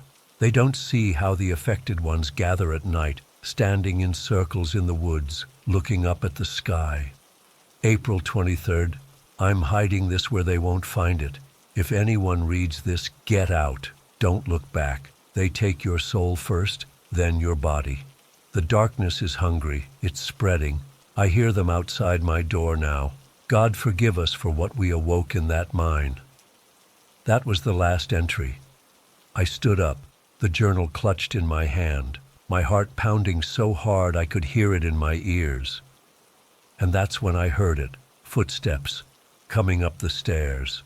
Slow, deliberate footsteps. And something else, a dragging sound, like something heavy being pulled along behind. I looked around frantically for somewhere to hide, but the bedroom offered no real cover. The footsteps reached the top of the stairs, then started down the hallway, slow, methodical. I pressed myself against the wall beside the door, hoping that whatever was coming wouldn't look into the room. The footsteps stopped just outside. I held my breath. A shadow fell across the floor, impossibly long and oddly shaped, not like a human shadow at all. For what felt like an eternity, nothing happened. Then, slowly, the shadow retreated. The footsteps moved away, down the hall, into another room.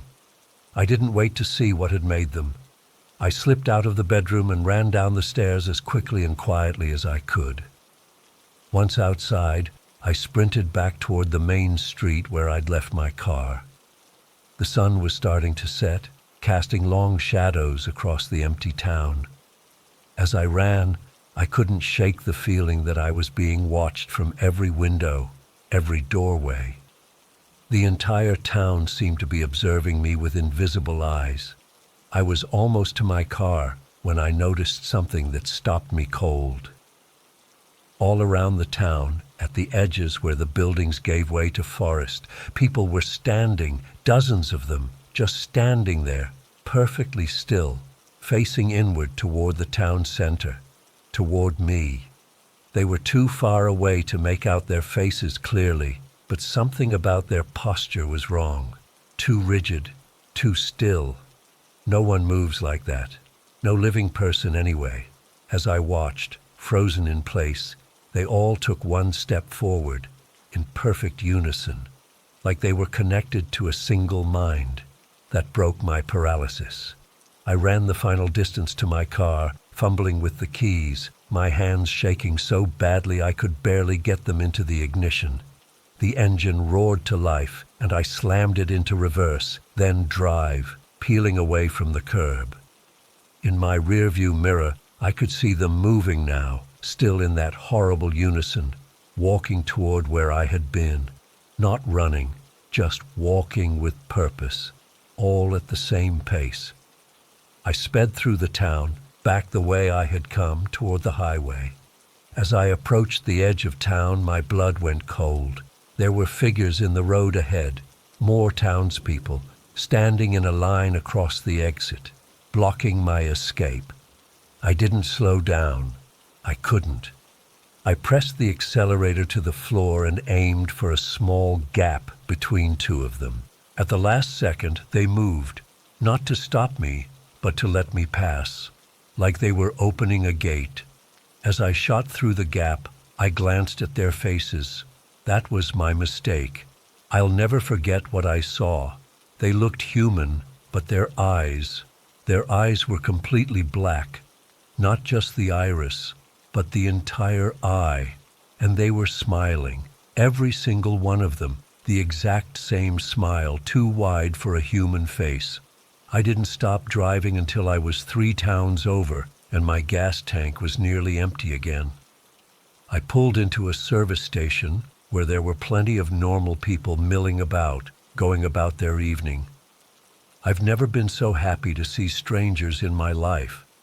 I tried to report what I'd seen to the local police, but they just looked at me like I was crazy. One officer said there hadn't been a town called Haventon in those mountains for almost 100 years. It was abandoned after a mining accident in the 1920s. I know what I saw. I know it was real. The journal I'd taken from under the floorboard was gone from my car, though I don't remember dropping it or leaving it behind. Sometimes at night, I still hear those footsteps, that slow, deliberate walk with the dragging sound following behind. And sometimes, when I look out my window, I think I see them standing at the edge of the woods near my apartment complex. Perfectly still figures just watching, waiting. I've tried to find Haventon on maps. It's not there. I've searched online for any mention of it. Nothing. It's like the town never existed, but I was there. I saw what happened to those people, or what they became. I don't go on road trips anymore. I don't even like to drive at night, and I never, ever take unmarked exits. Some mysteries aren't meant to be solved, and some towns are best left forgotten. I still can't sleep properly. Been like this for over a week now, just staring at the ceiling until daylight breaks through my window blinds. It feels safer that way, with the light. I keep replaying that day in my head, over and over. I don't believe in ghosts or any supernatural stuff, or at least I didn't until last Thursday. Now I'm not so sure about anything anymore. I was on a solo road trip through rural Massachusetts, something I'd been planning for months. I'm kind of a hobby photographer and urban explorer, and New England has some of the best abandoned places. I'd mapped out a few spots I wanted to check out, mostly old factories and a couple of farmhouses. Nothing prepared me for what I found instead. It was around 3 p.m., and I'd been driving for hours on these winding back roads. My GPS kept losing signal, and I was pretty sure I was lost at that point. The trees were thick on both sides of the road, tall pines that blocked out most of the sunlight. I remember thinking how isolated it felt out there, like the forest was swallowing the road. That's when I saw it through a break in the trees. This massive Victorian mansion set back maybe 200 yards from the road. It wasn't on any of my maps or lists of abandoned places. The weird thing was how it just appeared, like I couldn't see it until I was right at that specific spot on the road. I immediately pulled over onto the gravel shoulder, grabbed my backpack with my camera gear, and got out of the car. There was an overgrown driveway leading up to it, barely visible now with all the weeds and saplings growing through the gravel. As I got closer, I could make out more details. It must have been gorgeous once. 3 stories with this elaborate woodwork around the eaves, bay windows, and even a small tower on one side. But now, the paint was peeling off in long strips. Some of the windows were broken and parts of the roof had caved in. Ivy and some kind of vine had taken over the left side of the house, crawling all the way up to the 2nd floor. I remember stopping about 50 feet away just to take it all in. The place had this weird energy about it, not like the usual abandoned buildings I explore that just feel empty and sad. This felt expectant, like the house knew I was there. I actually shook my head at that thought. Too many horror movies as a kid, I guess. I walked up the steps to the front porch, testing each one carefully since the wood looked rotted. The porch itself creaked under my weight, but seemed stable enough. The front door was this massive oak thing with peeling black paint and an old brass knocker shaped like a lion's head. I tried the handle, and to my surprise, it turned easily. The door swung open with this long, drawn-out creak that echoed through the house. The smell hit me first, that musty, damp smell of decay and mildew that all abandoned places have, but with something else underneath, something sickly sweet that I couldn't place. The foyer was huge, with what must have once been an impressive staircase curving up to the 2nd floor. There was a massive chandelier hanging from the ceiling, covered in cobwebs, so thick they looked like gray fabric. I took out my flashlight since it was pretty dark inside, despite it being afternoon. The beam cut through years of dust floating in the air. To my right was what looked like a formal dining room with an enormous table still set with tarnished silverware and cracked china plates. To my left was some kind of sitting room with furniture draped in yellowed sheets. As I walked further in, the floorboards creaked loudly under my feet. I noticed that despite the obvious abandonment, there weren't any signs of vandalism or graffiti. No beer cans or trash that you usually find in places like this. It was like no one had been here for decades. I spent about an hour just exploring the 1st floor, taking photos of the ornate woodwork and the strange paintings on the walls. They were portraits of people in Victorian clothing, but something about their eyes seemed off. Too intense, like they were following me. At one point, I swear one of the portraits, an older man with mutton chops and a severe expression, had his head turned slightly differently when I passed by it a second time. But that had to be a trick of the light or my imagination. The strange thing was my camera. The battery was fully charged when I arrived, but it kept dying on me. I'd turn it on, take a couple of shots, and it would shut off. I'd turn it back on and see the battery was nearly empty. I've never had that happen before. I decided to check out the second floor. The staircase groaned under my weight, and halfway up, I heard it. At first, I thought it was just the wind coming through the broken windows, this soft, whispering sound that seemed to be coming from everywhere and nowhere at once. But as I stood still to listen, I realized it sounded like voices.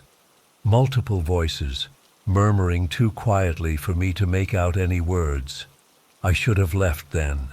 Every instinct was screaming at me to turn around and get out. But there's this thing that happens when you explore abandoned places, a kind of detached curiosity that overrides your better judgment. So instead of leaving, I called out, "Hello? Is someone here?" The whispers stopped immediately. The silence that followed was somehow worse than the whispers. It felt heavy, like the whole house was holding its breath. Then, clear as day, I heard my name. Not my full name, but the nickname only my closest friends use. It came from somewhere upstairs, spoken in this soft female voice that sounded almost familiar. I convinced myself it had to be other explorers messing with me. Maybe they'd seen my car or heard me come in. So I continued up the stairs, my flashlight beam bouncing off the peeling wallpaper. The second floor had a long hallway with doors on both sides. All of them were closed except for one at the very end, which was slightly ajar. The whispers started again as I reached the top of the stairs, more urgent now. Multiple voices overlapping, still too quiet to understand, but definitely saying something. And my name, over and over, coming from different directions. I spun around, trying to pinpoint where they were coming from, but it seemed like they were emanating from the walls themselves. I started checking the rooms one by one. Each was in a similar state of decay. Old bedrooms with four-poster beds, dressers with mirrors, some personal items still scattered about. In one room I found a child's toy, this creepy porcelain doll sitting upright on a small chair, its face cracked, but its glass eyes intact and staring right at me. In another, there was a desk with papers strewn about, the ink faded but still legible. Letters dating back to the 1890s. The whispers guided me, getting louder when I went toward the end of the hall and quieter when I moved away. It was like playing a game of hot and cold, but I wasn't in control. They were leading me somewhere. I reached the last door, the one that had been ajar. By now, the whispers were a constant stream, and I could almost make out words. Finally, waiting, join. My hand shook as I pushed the door open wider. It was some kind of study or library. Bookshelves lined the walls, filled with old leather-bound volumes. A desk sat in the middle of the room, and behind it was a large tapestry depicting a forest scene. But what caught my attention was the fact that the room looked used. No dust on the desk, the chair pushed back as if someone had just gotten up. And on the desk was an old oil lamp, lit and burning with a steady flame. I froze. Someone had to be here. The lamp couldn't have been burning all this time. I was about to call out again when I noticed the tapestry behind the desk moving slightly, as if there was a draft coming from behind it. I approached cautiously, the whispers now a constant buzz in my ears. When I pulled the tapestry aside, I found a narrow doorway leading to a hidden staircase. The stairs were steep and wound upward into darkness. The whispers were definitely coming from up there, louder and more insistent. Against all better judgment, I started climbing. These stairs didn't creak like the rest of the house. They were solid stone, spiraling up what must have been the tower I'd seen from outside. The air got colder as I climbed, and the whispers turned into an almost frantic chatter. I had to stop several times to catch my breath, not just from the physical exertion, but from the growing sense of dread. At the top of the stairs was another door, this one made of dark wood with strange symbols carved into it. The whispers were so loud now they were almost deafening, but somehow I could still hear my name being called from the other side of that door.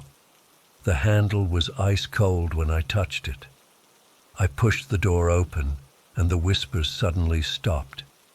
The room beyond was circular, with windows all around offering a view of the surrounding forest. But what made me stop in my tracks were the people, at least a dozen of them, standing in a circle in the center of the room.